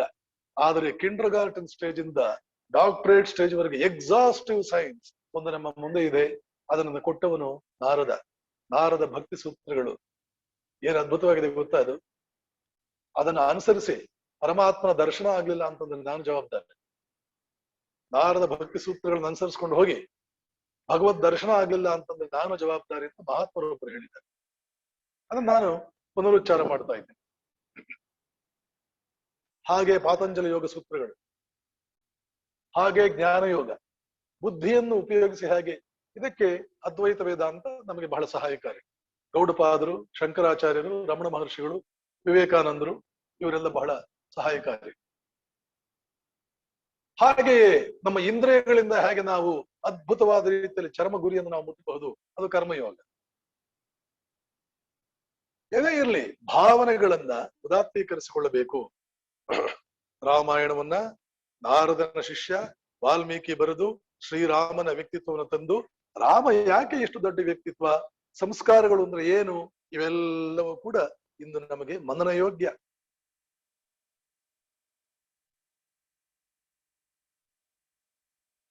ಹೀಗಾಗಿ ಈ ಸಂಸ್ಕಾರಗಳು ಅನ್ನುವಂತಹ ಅದ್ಭುತವಾದ ವ್ಯವಸ್ಥೆಯನ್ನು ಮಾಡಲಾಯಿತು. ಅದರಲ್ಲಿ ವಿವಾಹ ಒಂದು. ವಿವಾಹದ ಬಗ್ಗೆ ಒಂದು ವಾಕ್ಯ ಹೇಳಿ ನಾನು ಮಾತು ಮುಗಿಸ್ತೇನೆ. ನೆನಪಿಟ್ಕೊಳ್ಳಿ, ಭಾರತೀಯ ಸಂಸ್ಕೃತಿಯಲ್ಲಿ, ಭಾರತೀಯ ಸಂಹಿತೆಯಲ್ಲಿ ವಿವಾಹ ಅನ್ನುವಂತಹದ್ದು ವೈಯಕ್ತಿಕ ಕಾರ್ಯಕ್ರಮ ಅಲ್ಲ, ಅದು ಸಾರ್ವಜನಿಕ ಕಾರ್ಯಕ್ರಮ. ವಿವೇಕಾನಂದರು ಇದಕ್ಕೆ ಬಹಳ ಒತ್ತು ಕೊಟ್ಟು ಮಾತಾಡ್ತಾರೆ. ಯಾಕೆ? ಇವತ್ತು ವೈಯಕ್ತಿಕ, ಪಾಶ್ಚಿಮಾತ್ಯರು ಏನು ಎಂತಹ ಒಂದು ದುರ್ಗತಿ ಬಂದಿದೆ ನೋಡಿ ದೇಶಕ್ಕೆ. ಪಾಶ್ಚಿಮಾತ್ಯರು ಏನು ಮಾಡ್ತಾರೋ ಅದು ದೈವವಾಣಿ, ಅದು ವೇದವಾಣಿ, ಅದು ವೇದ ಸಂಸ್ಕೃತಿ. ಅದು ಈ ದುರ್ಗತಿ ಬರಬೇಕಾ? ಇವತ್ತು ಏನ್ ಮಾಡ್ತಾರೆ ಪಾಪ ಯುವಕ ಯುವತಿಯರು? ಮಾರ್ಗದರ್ಶನ ಮಾಡೋರು ಯಾರು ಅವ್ರಿಗೆ? ಆ ಕಡೆ ಸ್ಕೂಲ್ನಲ್ಲಿ ಮಾರ್ಗದರ್ಶನ ಸಿಗ್ಬೇಕಾ, ಈ ಕಡೆ ಮನೆಗಳಲ್ಲಿ ಸಿಗ್ಬೇಕಾ? ಎಲ್ಲೋ ಆಶ್ರಮಗಳು ಸಿಗಬಹುದು. ಆಶ್ರಮಗಳು ತಂದೆ ತಾಯಿ ಕಳಿಸ್ತಾರ. ಒಂದು ಹುಡುಗಿ ನಮ್ಮ ಆಶ್ರಮಕ್ಕೆ ರೆಗ್ಯುಲರ್ ಆಗಿ ಬರ್ತಿದ್ವಿ ಬಹಳ ವರ್ಷಗಳ ಹಿಂದೆ. ಇದ್ದಕ್ಕಿದ್ದ ಹಾಗೆ ಒಂದ್ಸಲ 2-3 ತಿಂಗಳು ಬರ್ಲಿಲ್ಲ. ಯಾಕಮ್ಮ ಬರ್ಲಿಲ್ಲ? ಸ್ವಾಮೀಜಿ, ನಮ್ಮ ಸುತ್ತಮುತ್ತ ಮನೆಯವರೆಲ್ಲ ಸೇರಿ ನಮ್ ತಂದೆಗೆ ತಲೆ ಕೆಡಿಸ್ಬಿಟ್ಟಿದ್ದಾರೆ. ಏನ್ರಿ ಈ ವಯಸ್ಸಿನಲ್ಲಿ ಆಶ್ರಮಕ್ಕೆ ಹೋಗೋದು? ಅವಳಗ್ ಬುದ್ಧಿ ಇಲ್ವ ನಿಮ್ ಮಗಳಿಗೆ? ಅವಳು ಅಷ್ಟೊಂದು ಆಶ್ರಮಕ್ಕೆ ಹೋಗ್ತಾ ಇದ್ದಾಳೆ ಗೊತ್ತಾದ್ರೆ ನಾಳೆ ಹುಡುಗ ಯಾರಾದ್ರೂ ಮದುವೆ ಆಗ್ತಾರ ಅವಳನ್ನ? ನೋಡಿ ಹೇಗಿದೆ ಕಥೆ. ನಮ್ ತಂದೆಗೆ ತಲೆ ಕೆಡಿಸ್ಬಿಟ್ಟಿದ್ದಾರೆ ಸ್ವಾಮೀಜಿ. ಕಾವಲು ಹಾಕ್ಬಿಟ್ಟಿದ್ರು, ನಾನು ರೂಮ್ ನಲ್ಲಿ ಕೂಡ ಹಾಕ್ಬಿಟ್ಟಿದ್ರು. 2 ದಿನ ಕಾವಲು ಇಟ್ಬಿಟ್ಟಿದ್ರು, ಒಂದು 15 ದಿನ ನಾನು ಮನೆಯಿಂದ ಹೊರಗೆ ಹೋಗದಂತೆ. 1 ತಿಂಗಳು 2 ತಿಂಗಳು ಆಗ್ಬಿಟ್ಟಿತ್ತು ಆ ಹುಡುಗಿ ಬರೋಕೆ ನಿಲ್ಲಿಸಿ. ಆಮೇಲೆ ಕೇಳಿದೆ, ಇವತ್ತು ಹೇಗ್ ಬಂದೆ? ಕಾವಲು ಇಟ್ಬಿಟ್ಟಿದ್ರಲ್ಲ, ಇವತ್ತು ಹೇಗ್ ಬಂದೆ? ಸಿನಿಮಾಗೆ ಹೋಗ್ತೇನೆ ಅಂತ ಹೇಳ್ಬಿಟ್ಟು ಬಂದೆ. ಭಾರತೀಯ ಸಂಸ್ಕೃತಿ, ಧನ್ಯ ಆದೆ ನೀನು ಧನ್ಯ ಆದೆ. ಮನೆಯಲ್ಲಿ ಹುಡುಗ ಸಿನಿಮಾಗೆ ಹೋಗ್ತೇನೆ ಅಂತ ಹೇಳಿ ಆಶ್ರಮಕ್ಕೆ ಬರ್ಬೇಕು. ಹಾಗೆ ಆಶ್ರಮಕ್ಕೆ ಹೋಗ್ತೀನಿ ಅಂತ ಹೋಗ್ಬಾರ ಸನ್ಯಾಸಿಗಳಾಗ್ಬಿಟ್ರೆ.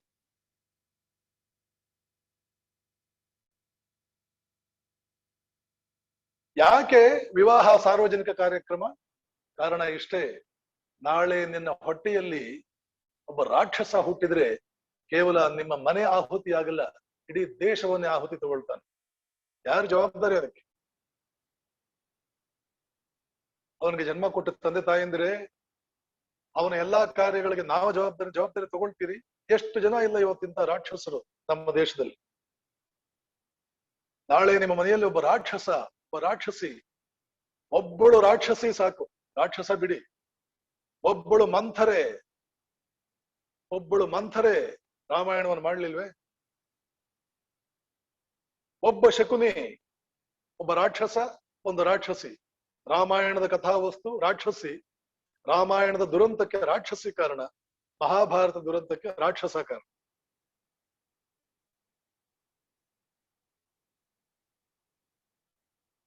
ಕೈಕೇಯಿ ಸ್ವಲ್ಪವೂ ಸ್ವಂತ ಬುದ್ಧಿ ಇಲ್ಲದವಳು.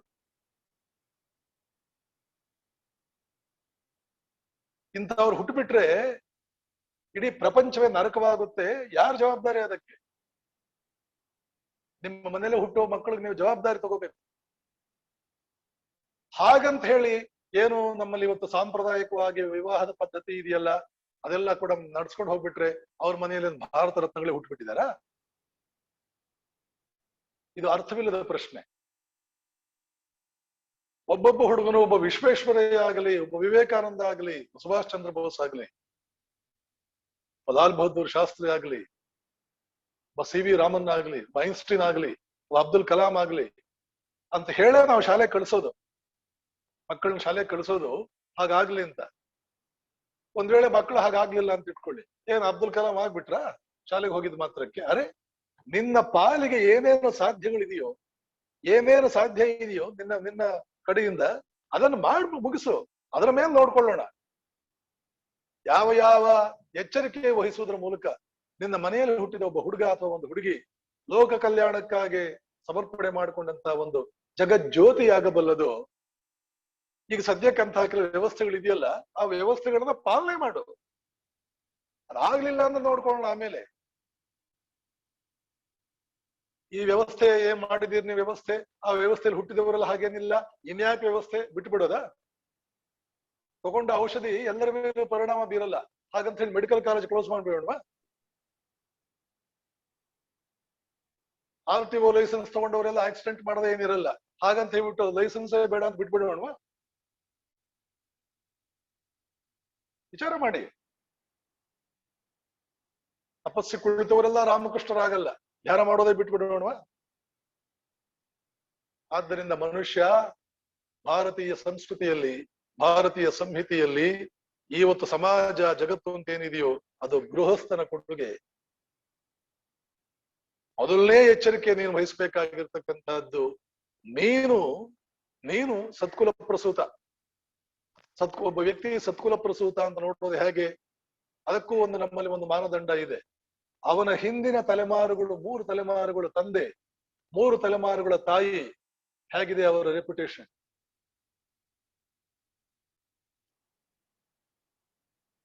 ಹುಡುಗ ಇದ್ದಾನೆ, ಅವನಿಗೆ ತಂದೆ ತಾಯಿ ಇದ್ದಾರೆ, ಅವ್ರಿಗೆ ತಂದೆ ತಾಯಿ ಇದ್ದಾರೆ, ಅವ್ರಿಗೆ ತಂದೆ ತಾಯಿ ಇದ್ದಾರೆ. 3 ತಲೆಮಾರುಗಳಲ್ಲಿ ಇವರ ರೆಪ್ಯುಟೇಷನ್ ಹೇಗಿದೆ? ದೇವತೆಗಳ ತರ ಅವ್ರು ಬದುಕಿಲ್ದೇ ಇರಬಹುದು, ಆದ್ರೆ ಸಮಾಜಕ್ಕೆ ಹುಣ್ಣಾಗಿಲ್ಲ. ಅವರು ಹುಟ್ಟಿದವರೆಲ್ಲ ದೇವತೆಗಳಾಗಲ್ಲ. ಎಲ್ಲಾ ಬೆಳಕುಗಳು ಸೂರ್ಯ ಆಗಲ್ಲ, ಅವಶ್ಯಕತೆಯೂ ಇಲ್ಲ.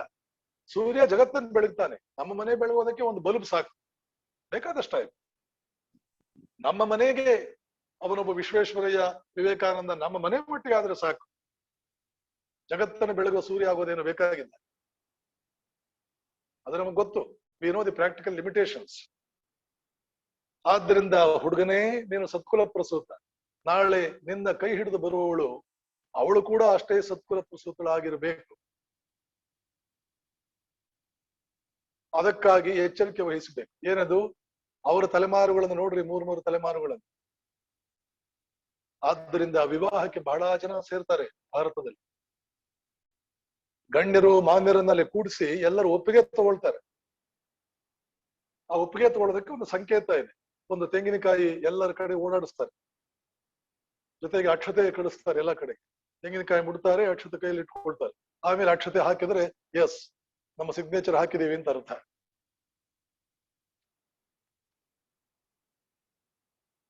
ಇಷ್ಟು ಎಚ್ಚರಿಕೆ ವಹಿಸಿದೆ ಭಾರತೀಯ ಜೀವನ ಸಂಹಿತೆ.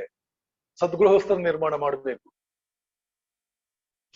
ಸದ್ಗೃಹಸ್ಥ ನಿರ್ಮಾಣವಾಗುವುದಕ್ಕೆ ಮೊದಲನೇ ದೀಕ್ಷೆ ಯೋಗ್ಯಳಾದಂತಹ ಒಂದು ಹುಡುಗಿ, ಯುವತಿ, ಕನ್ಯೆ ಅಂತ ಕರೆಯುತ್ತೆ. ಯೋಗ್ಯಳು ವಿವಾಹ. ಮೊದಲು ನೆನ್ಪಿಟ್ಕೋ, ಮೊದಲನೇ ಪಾಯಿಂಟ್, ಮನುಷ್ಯನೇ ಭಾರತೀಯ ಜೀವನ ಸಂಹಿತೆಯಲ್ಲಿ ವಿವಾಹ ವೈಯಕ್ತಿಕ ನೆಲೆಯಲ್ಲಿ ನಡೆಯುವಂತ ಕಾರ್ಯಕ್ರಮ ಅಲ್ಲ, ಅದೊಂದು ಸಾರ್ವಜನಿಕ ಕಾರ್ಯಕ್ರಮ. It's A public institution. ವಿವಾಹ ಆಗೋದು ಇಷ್ಟ ಇಲ್ಲ ಅಂದ್ರೆ ಅದು ವೈಯಕ್ತಿಕ, ಇಷ್ಟ ಅಂದ್ರೆ ಓಕೆ ಫೈನ್. ಆದ್ರೆ ಒಪ್ಪಿಕೊಂಡು ನೆನಪಿಟ್ಕೋ, you have a commitment, you are answerable. ನಿನ್ನ ಮನೆಯಿಂದ ರಾಕ್ಷಸ ಹುಟ್ಟು ಹಾಗಿಲ್ಲ. ಅದು ಏನ್ ಗ್ಯಾರಂಟಿ ಇದೆ? ಅದಕ್ಕೂ ಜೀವನ ಸಂಹಿತೆ, ಭಾರತೀಯ ಜೀವನ ಸಂಹಿತೆ ಒಂದು ಪ್ರೊಸೀಜರ್ ಇಟ್ಟಿದೆ. ಸುಮ್ಮನೆ ಒಂದು ಆರ್ಡರ್ ಮಾಡಿಬಿಟ್ಟು ಒಂದು ರೂಲ್ಸ್ ಮಾಡಿಬಿಟ್ಟು ಸುಮ್ಮನೆ ಕುಳಿತುಕೊಳ್ಳೋದಿಲ್ಲ. ಇಂಡಿಯಾ ಅದು ದೇವಲೋಕ, ಅದು ಭೂಮಿಗಿಳಿದ ದೇವಲೋಕ. ಅದು ಅವತಾರ ಪುರುಷರೆಲ್ಲ ಇಂಡಿಯಾಗೆ ಬರ್ತಾರೆ. ಒಂದು ಸಲ ಕಡೆ ತಗೊಂಡು ಬೇರೆಯವರು, ಜೀಸಸ್ ಕ್ರೈಸ್ಟ್ ಬೇರೆ ಕಡೆ ಹುಟ್ಟು ಇನ್ನೊಂದ್ಸಲ ಹುಟ್ಟು ತಗೊಂಡು ಮಳೆ ಎಲ್ಲ ಮನುಷ್ಯನನ್ನ ಆ ಮನುಷ್ಯನನ್ನ ರಕ್ತಾಕಾರೋ ಹಾಗೆ ಮಾಡಿದ್ರು. ಭಗವಂತನೂ ಕೆಲಸ ಮಿಸ್ಟೇಕ್ಸ್ ಮಾಡ್ತಾನೆ. ಎನಿವೆ, ಹಾಗಾದ್ರೆ ಇಷ್ಟೆಲ್ಲ ಎಚ್ಚರಿಕೆ ವಹಿಸಿದ ಮೇಲೆ ನಮ್ಮ ಮನೆಯಲ್ಲಿ ಒಬ್ಬ ಯೋಗ್ಯ ವ್ಯಕ್ತಿ ಹುಟ್ಟಾನೆ ಅಂತ ಅನ್ನೋದಕ್ಕೆ ಅದಕ್ಕೇನಿದೆ ವ್ಯವಸ್ಥೆ, ಆ ವ್ಯವಸ್ಥೆ ಏನಿದೆ ಅಂತ ಅನ್ನೋದನ್ನ ಮುಂದಿನ ಶನಿವಾರ ನನ್ನ ಉಪನ್ಯಾಸದಲ್ಲಿ ಹೇಳ್ತೇನೆ ಅಂತ ಹೇಳಿ ಇವತ್ತಿನ ಉಪನ್ಯಾಸವನ್ನು ಭಗವಾನ್ ಶ್ರೀರಾಮಕೃಷ್ಣರ ಪವಿತ್ರ ಚರಣಗಳಲ್ಲಿ ಸಮರ್ಪಣೆ ಮಾಡ್ತೇನೆ. ಓಂ ತತ್ಸತ್. ಶ್ರೀರಾಮಕೃಷ್ಣಾರ್ಪಣಮಸ್ತು.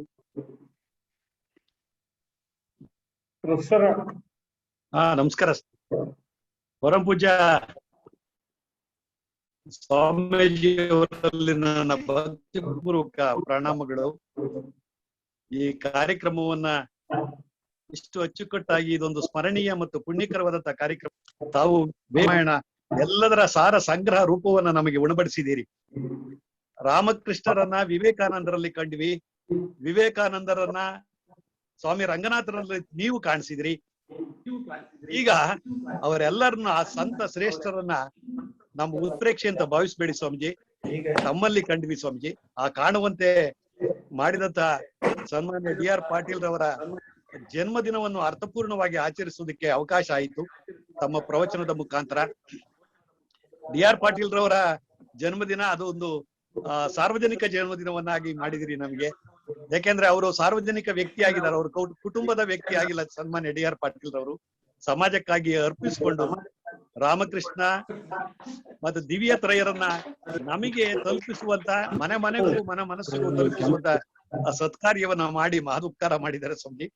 ನಮಗೆ ಇವತ್ತು ಈ ಗೃಹಸ್ಥನ ಒಂದು ಏನು ಜವಾಬ್ದಾರಿಗಳು, ಆ ಸಂಸ್ಕಾರಗಳು ಅನ್ನೋದನ್ನ, ಆ 16 ಸೂತ್ರಗಳನ್ನ ತಾವು, ಸಮಯ ಸಾಲದು, ನಾನು ಅದಕ್ಕೆ ಸನ್ಮಾನ್ಯ DR ಪಾಟೀಲ್ ಅವರಲ್ಲಿ ಮತ್ತೊಂದು ಮನವಿಯನ್ನ ಮಾಡ್ಕೊಳ್ಬೇಕಾಗುತ್ತೆ. ಯಾಕೆಂದ್ರೆ ಕನಿಷ್ಠ 1.5 ಗಂಟೆ ತಮ್ಮ ಉಪನ್ಯಾಸಕ್ಕೆ ಈಗಾದ್ರೆ ಒಂದು ವಿಷಯ ಪೂರ್ಣವಾಗೋದಿಲ್ಲ ಅನ್ನೋ ಸ್ಥಿತಿಗೆ ಬಂದಿದ್ದೇವೆ ನಾವು. ಸುಧೀರಾನಂದರು ಅದ್ಭುತವಾಗಿ ಆಡಿದ್ರು, ಅದನ್ನ ಭಜನೆ ಮಾಡಿದ್ರು. ಆದ್ರೆ ಆ ಭಜನೆಗೆ ತಯಾರಿ ಈ ಸಮಯನೇ ಸುಮಾರು ಸಮಯ ತೆಗೆದುಕೊಳ್ತು. ಅದಕ್ಕೆ ಒಂದು ಭಜನೆಗೆ ನಾವು ಸೀಮಿತವಾಗಿ ಪ್ರಾರಂಭ ಮಾಡೋಣ. ತಮ್ಮ ಪ್ರವಚನಕ್ಕೆ ಹೆಚ್ಚು ಸಮಯವನ್ನ ಕೊಟ್ರೆ ಬಹಳಷ್ಟು ಉಪಕಾರ ಆಗ್ತದೆ. ಇದನ್ನ ಈ ಕಾರ್ಯಕ್ರಮವನ್ನ ನಡೆಸುವಂತ ಸ್ಥಿತಿಗೆ ಬಂದದ್ದಕ್ಕಾಗಿ, ಪರಿಸಿದ್ದಕ್ಕಾಗಿ ಸನ್ಮಾನ್ಯ DR ಪಾಟೀಲ್ ಅವರಿಗೆ ಈ ಒಂದು ಪುಣ್ಯ ಕಾರ್ಯವನ್ನ ಸಾರ್ಥಕಗೊಳಿಸಿ ನಮ್ಮೆಲ್ಲರ ಕುಟುಂಬಗಳು ರಾಕ್ಷಸ ಹುಟ್ಟಬಾರದು ಎಂತ ಮಾತು ಹೇಳಿದ್ರಿ ಸ್ವಾಮೀಜಿ. ನಾವು ಕುಟುಂಬದಲ್ಲಿ ರಾಕ್ಷಸರನ್ನ ಪಡ್ಕೊಂಡ್ರೆ ಸಮಾಜ ರಾಕ್ಷಸ ಸ್ವರೂಪ ಆಗುತ್ತೆ ಅಂತಕ್ಕಂಥದ್ದನ್ನ ತಾವು ಹೇಳಿದ್ರಿ. ತಮಗೆ ಹೃತ್ಪೂರ್ವಕವಾದಂತ ನನ್ನ ಭಕ್ತಿಪೂರ್ವಕ ಪ್ರಣಾಮಗಳು. ನಾನು ಒಂದು ವಿಷಯವನ್ನ ತಮ್ಮ ಮುಂದೆ ಹೇಳ್ಬೇಕು ಸ್ವಾಮೀಜಿ. ಈಗ ಡಿ ಆರ್ ಪಾಟೀಲ್ ಸಾಹೇಬ್ರಿಗೂ ಬಹಳ ಸಂತೋಷ ಆಗುತ್ತೆ. ಈ ಕಾರ್ಯಕ್ರಮವನ್ನ ನನ್ನ ಅತ್ತೆ 92 ವರ್ಷ ಅವರು ಕೂತ್ಕೊಂಡು ನೋಡ್ತಾ ಇದ್ದಾರೆ ಸ್ವಾಮೀಜಿ. ಬಹಳ ಸಂತೋಷ ಆಯ್ತು. ಅವರು ಆಧ್ಯಾತ್ಮಿಕ ಇದ್ರಲ್ಲಂತೂ ಬಹಳಷ್ಟು ತೊಡಗಿಸ್ಕೊಂಡ್ಬಿಟ್ಟಿದ್ದಾರೆ, ತಲ್ಲೀನರಾಗಿದ್ದಾರೆ. ಇವತ್ತಿಗೂ ಅದರ ಪಾಲನೆಯನ್ನ ಮಾಡ್ತಾ ಇದ್ದಾರೆ. ನಾನು ಪೂಜ್ಯ ಸ್ವಾಮೀಜಿ ಅವರಿಗೆ, ಎಲ್ಲ ಸ್ತೋತ್ರ ಬಂಧುಗಳಿಗೆ, ಸುಬೇದಾನಂದ ಸ್ವಾಮೀಜಿ ಅವರಿಗೆ, ಡಿ ಆರ್ ಪಾಟೀಲ್ ಸಾಹೇಬರಿಗೆ, ಮತ್ತೆ ಇಲ್ಲಿ ಸೇರಿರ್ತಕ್ಕಂಥ ನಾರಾಯಣ ಸ್ವಾಮಿ ಅವರು, ಕಟ್ಟಿಮನಿಯವರು ಎಲ್ಲ ಇದ್ದಾರೆ ಅಂತ ಎಲ್ಲ ಗಣ್ಯ ವ್ಯಕ್ತಿಗಳಿಗೆ ನಾನು ಭಕ್ತಿಪೂರ್ವಕ ಪ್ರೀತಿಪೂರ್ವಕವಾದಂತ ನಮಸ್ಕಾರಗಳನ್ನ, ವಂದನೆಗಳನ್ನ ಅರ್ಪಿಸ್ತೇನೆ. ನಮಸ್ಕಾರ ಸ್ವಾಮೀಜಿ. ನಾಳೆ ಸ್ನೇಹಿತರೆ, ನಾಳೆ 6 ಗಂಟೆಗೆ ವೀರೇಶಾನಂದ ಸ್ವಾಮೀಜಿ ಅವರು ದಿವ್ಯತ್ರಯರ ಮಾನವ ಪ್ರೇಮ ಅನ್ನುವ ವಿಷಯದ ಮೇಲೆ ಪ್ರವಚನ ಮಾಡ್ತಾ ಇದ್ದಾರೆ. ಅದಕ್ಕೂ ಪೂರ್ವದೊಳಗ ಸುಬೇದಾನಂದ ಸ್ವಾಮಿಗಳಿಂದ 1-2 ಭಜನೆ ಇದ್ದ ಇರ್ತಾವ. ಆ 2 ಭಜನೆ ಮಾಡಿ ನಾವು ವೀರೇಶಾನಂದರ ಪ್ರವಚನವನ್ನು ಕೇಳಲಿಕ್ಕೆ ತಾವೆಲ್ಲರೂ ನಾಳೆ ಮತ್ತೆ ಬರ್ಬೇಕು ಅಂತೇಳಿ ತಮ್ಮಲ್ಲಿ ವಿನಂತಿ ಮಾಡ್ಕೋತೀನಿ. ನಾನು ಪುನೀತ್ ಮಹಾರಾಜಿಗೆ ಹೇಳಿದ್ದೆ, ನಮ್ ಸ್ವಾಮಿಗಳು ಮಾತಾಡಕ್ ಎತ್ತಿದ್ರು ಅಂದ್ರ ಅವರು ಈ ಲೋಕದಾಗ ಇರಂಗಿಲ್ಲ, ನಮ್ಮನ್ನ ಕೇಳೋರ್ನು ಈ ಲೋಕದಾಗ ಇಟ್ಕೊಳಂಗಿಲ್ಲ. ಅದಕ್ಕೆ ಅಲ್ಲಿ ಟೈಮ್ ಲಿಮಿಟ್ ಇಲ್ಲ. ಅವ್ರ ಸಬ್ಜೆಕ್ಟ್ ಪೂರ್ತಿ ಮುಗಿಯುವವರೆಗೆ ಟೈಮ್ ತಗೋತಕ್ಕಂಥವ್ರು ಅಂತ ಒಂದು ಮಾತು ಅವ್ರಿಗೆ ನಾವು ಪುನೀತ್ ಮಹಾರಾಜ್ ಹೇಳಿದ್ದೆ. ಪುನೀತ್ ಮಹಾರಾಜ್ ಬಹುತೇಕ ಏನೋ ಗಡಿಯಾಳ ತೋರಿಸಿದ್ರು. ಅವ್ರು ಇಲ್ಲಾಂದ್ರೆ ಸ್ವಾಮಿಗಳು ಲಕ್ಷ ಅತ್ತಾಗ ಹೋಗಿರ್ಲಿಲ್ಲ ಅಂದ್ರೆ ಇನ್ನೊಂದು 60 ತಾಸು ಹೊಡಿತಿದ್ರು ಅವರು. ನಾವು ಕೇಳ್ತೀವಿ ಸರ್, ನಾನಲ್ಲಿ ಇಲ್ಲ ಸರ್, ನಾನ್ ತೋರ್ಸಿಲ್ಲ. ನೋಡಿದ್ರು ಅವಾಗ ಅನಿಸ್ತಾರೆ ಇನ್ನು ಮುಗಿಸ್ತಾರೆ ಇವರು ಅಂತ. ಡಿ ಆರ್ ಪಾಟೀಲ್ ರವರಿಗೆ ನಾವು ನಿರ್ಭಯಾನಂದ ಸ್ವಾಮಿಗಳ ಪ್ರವಚನಕ್ಕೆ 1/2 ತಾಸು ಹೆಚ್ಚು ಟೈಮ್ ಇಟ್ಕೊಂಡು ಬರ್ಬೇಕು ನಾವು. ಅವರು ಆ ಟಾಪಿಕ್ ಮುಗಿಸ್ಲಿ. ಈ ಟೈಮ್ ಸಲುವಾಗಿ ಬಂದ್ ಮಾಡಂಗಿಲ್ಲ. ಆ ಟಾಪಿಕ್ ಪೂರ್ತಿ ಆಗ್ಬೇಕು. ನೀವು ಹೆಚ್ಚು ಟೈಮ್ ತಗೊಂಡ್ರು ಸಹಿತ ನಾವು ಕೇಳಕ್ ತಯಾರಿರ್ತೀವಿ ಅನ್ನುವಂತ ಮಾತನ್ನ ನಿವೇದನೆ ಮಾಡ್ಕೊಂಡು ನಾಳೆ ವೀರೇಶಾನಂದ ಸ್ವಾಮೀಜಿ ಅವರ ಮಾತುಗಳನ್ನ ಕೇಳಲಿಕ್ಕೆ ನಾವೆಲ್ಲರೂ ಮತ್ತೆ ಕೂಡೋಣ. ದಯವಿಟ್ಟು ಎಲ್ಲರೂ 6 ಗಂಟೆ ಒಳಗ ತಾವು ಸುಮೇಧಾನಂದ ಸ್ವಾಮೀಜಿ ಅವರ ಭಜನೆ ಕೇಳಿ ವೀರೇಶಾನಂದ ಪ್ರವಚನವನ್ನ ಕೇಳೋಣ. ನಮಸ್ಕಾರ. ಸ್ವಾಮೀಜಿ ಅವರಿಗೆ ನಮಸ್ಕಾರ. ಹೇಳ್ರಿ, ಪ್ರೊಫೆಸರ್ ಕಟ್ಟಿಮನಿ ಅವ್ರ ಅದಾರ್ರಿ, ನಮ್ಮ tribal university vice chancellor. Swamiji ಅವರಿಗೆ ನಮಸ್ಕಾರ. ಒಂದು ಅದ್ಭುತವಾದ ವಿಚಾರಗಳನ್ನ ತಾವು ಹೇಳಿದ್ರಿ, ಯಾವಾಗ್ಲೂ ಹೇಳೋ ಹಾಗೆ. ಇವತ್ತು ಒಂದ್ ಮಾತು ಹೇಳಿದ್ರಿ, ಅಲೆಕ್ಸಾಂಡರ್ ಇಂಡಿಯನ್ ಡಾಕ್ಟರ್ಸ್ ಅನ್ನ ನೇಮಕ ಮಾಡ್ಕೊಂಡಿದ್ರು ಅಂತ ಹೇಳಿ. ಅಂದ್ರೆ ಈ ತರ ಹೊಸ ಹೊಸ ಹೊಳಗಳನ್ನ ನಮ್ ತಲೆಯಾಗ ನೀವು ಹಾಕ್ಬಿಡ್ತೀರಿ. ಯಾಕಂದ್ರೆ ನಮ್ಮ ದೇಶದ ರಾಜರು ಅವರು ಬೇರೆ ದೇಶದ ಅಂದ್ರೆ ನಮ್ಮ ಅಲೆಕ್ಸಾಂಡರ್ನ ದೇಶದ ಡಾಕ್ಟರ್ಗಳನ್ನ ನೇಮಿಸ್ಕೊಂಡಿದ್ರು ಅಂತ ಇತಿಹಾಸದಲ್ಲಿ ಬರೆದಿದೆ. ನೀವು ಹೇಳಿದ ಹಾಗೆ, ತಾವು ಹೇಳಿದ ಹಾಗೆ, ಈ ಪಾಸಿಟಿವಿಟಿಯನ್ನ ನಮ್ಮ ದೇಶದ ಇತಿಹಾಸ ನಮ್ಮ ದೇಶದ ಬಗ್ಗೆ ಹೇಳೋದಿಲ್ಲ. ಅದನ್ನ ನಮಗ್ ಮನದಟ್ಟು ಮಾಡಿಕೊಟ್ರಿ. ಇದ್ರ ಬಗ್ಗೆ ರಿಸರ್ಚ್ ಮಾಡಿ ಇನ್ನಷ್ಟು ನಿಮ್ಮ ಮಾಹಿತಿನ ನಾ ಕೊಡ್ತೀನಿ. ಧನ್ಯವಾದಗಳು. ಡಿ ಆರ್ ಪಾಟೀಲ್ ಸಾಹೇಬ್ರು ಇವತ್ತು ಹುಟ್ಟಹಬ್ಬ ಅಂತ ಹೇಳಿದ್ದು ಇನ್ನೂ ಸಂತೋಷ ಆಯ್ತು. ಸರ್, ನೀವು 100 ವರ್ಷ ಬಾಳ್ಬೇಕು, ನಮಗ ಆಶೀರ್ವಾದ ಮಾಡ್ತಾ ಇರ್ಬೇಕು. ಡಿ ಆರ್ ಪಾಟೀಲ್ ಸಾಹೇಬ್ರೆ, ನಿಮ್ಗೆ ಹುಟ್ಟುಹಬ್ಬದ ಶುಭಾಶಯಗಳು. ನಮಸ್ಕಾರ ಎಲ್ಲರಿಗೂ. ಕ್ಲೋಸ್ ಮಾಡಿ ಒಂದೇ ನಿಮಿಷ ಸರ್. ಡಿ ಆರ್ ಪಾಟೀಲ್ ಸಾಹೇಬ್ರಿಗೆ ಒಂದೇ ನಿಮಿಷ. ನಮ್ಮ 92 ವರ್ಷದ ನಮ್ಮ ಅತ್ತೆಯವರು ನಿಮ್ಗೆ ಜನ್ಮ ಶುಭಾಶಯ ಹೇಳ್ತಾ ಇದ್ದಾರೆ ಸರ್. ಕೈ ಮುಗಿತಾ ಇದ್ದಾರೆ. ಆಶೀರ್ವಾದ, ಅವ್ರ ಆಶೀರ್ವಾದ ಇರ್ಲಿ. ನಮಸ್ಕಾರ. ನಮಸ್ಕಾರ ಅಮ್ಮಾರ, ನಿಮ್ಮ ಆಶೀರ್ವಾದ ಇರಬೇಕು ಪೂರ್ತಿ ನಮ್ಗೆ. ಆಶೀರ್ವಾದ. ನಮಸ್ಕಾರ. ನಮಸ್ಕಾರ. ಒಂದು ಪಾಯಿಂಟ್ ನಾನು ಹೇಳಕ್ ಇಷ್ಟಪಡೋದು, ಸುಮೇಧಾನಂದ್ರೆ ಒಂದು ½ an hour ಕೊಟ್ರೆ ಬಹಳ ಚೆನ್ನಾಗಿರುತ್ತೆ. ಅವ್ರು ಬಹಳ ಚೆನ್ನಾಗಿ ಹೇಳ್ತಾರೆ. ಅವರು ಸುಬೇದಾನಂದ್ರು 5:15 ಸ್ಟಾರ್ಟ್ ಮಾಡ್ಲಿ ಸ್ವಾಮೀಜಿ. 5:15 ಸ್ಟಾರ್ಟ್ ಮಾಡ್ಲಿ. ನಾವು ಭಜನೆ ಬೇಕಾದವರು 5:15 ಬಂದು ಜಾಯಿನ್ ಆಗ್ತೀವಿ. 6 ಗಂಟೆಯಿಂದ ಪ್ರವಚನ ಚಾಲು ಆಗ್ಲಿ. ಉಳಿದವ್ರಿಗೆಲ್ಲ 1 ಗಂಟೆ ಟೈಮು. ನಿಮಗೆ ಟೈಮ್ ಇಲ್ಲ, ನೀವು ಬೇಕಾದ್ರೆ ಟಾಪಿಕ್ ಮುಗಿಸ್ಬೇಕು ನೀವು. ನಮ್ಮ ಧನ್ಯವಾದ. Thank you. ನಮಸ್ಕಾರ.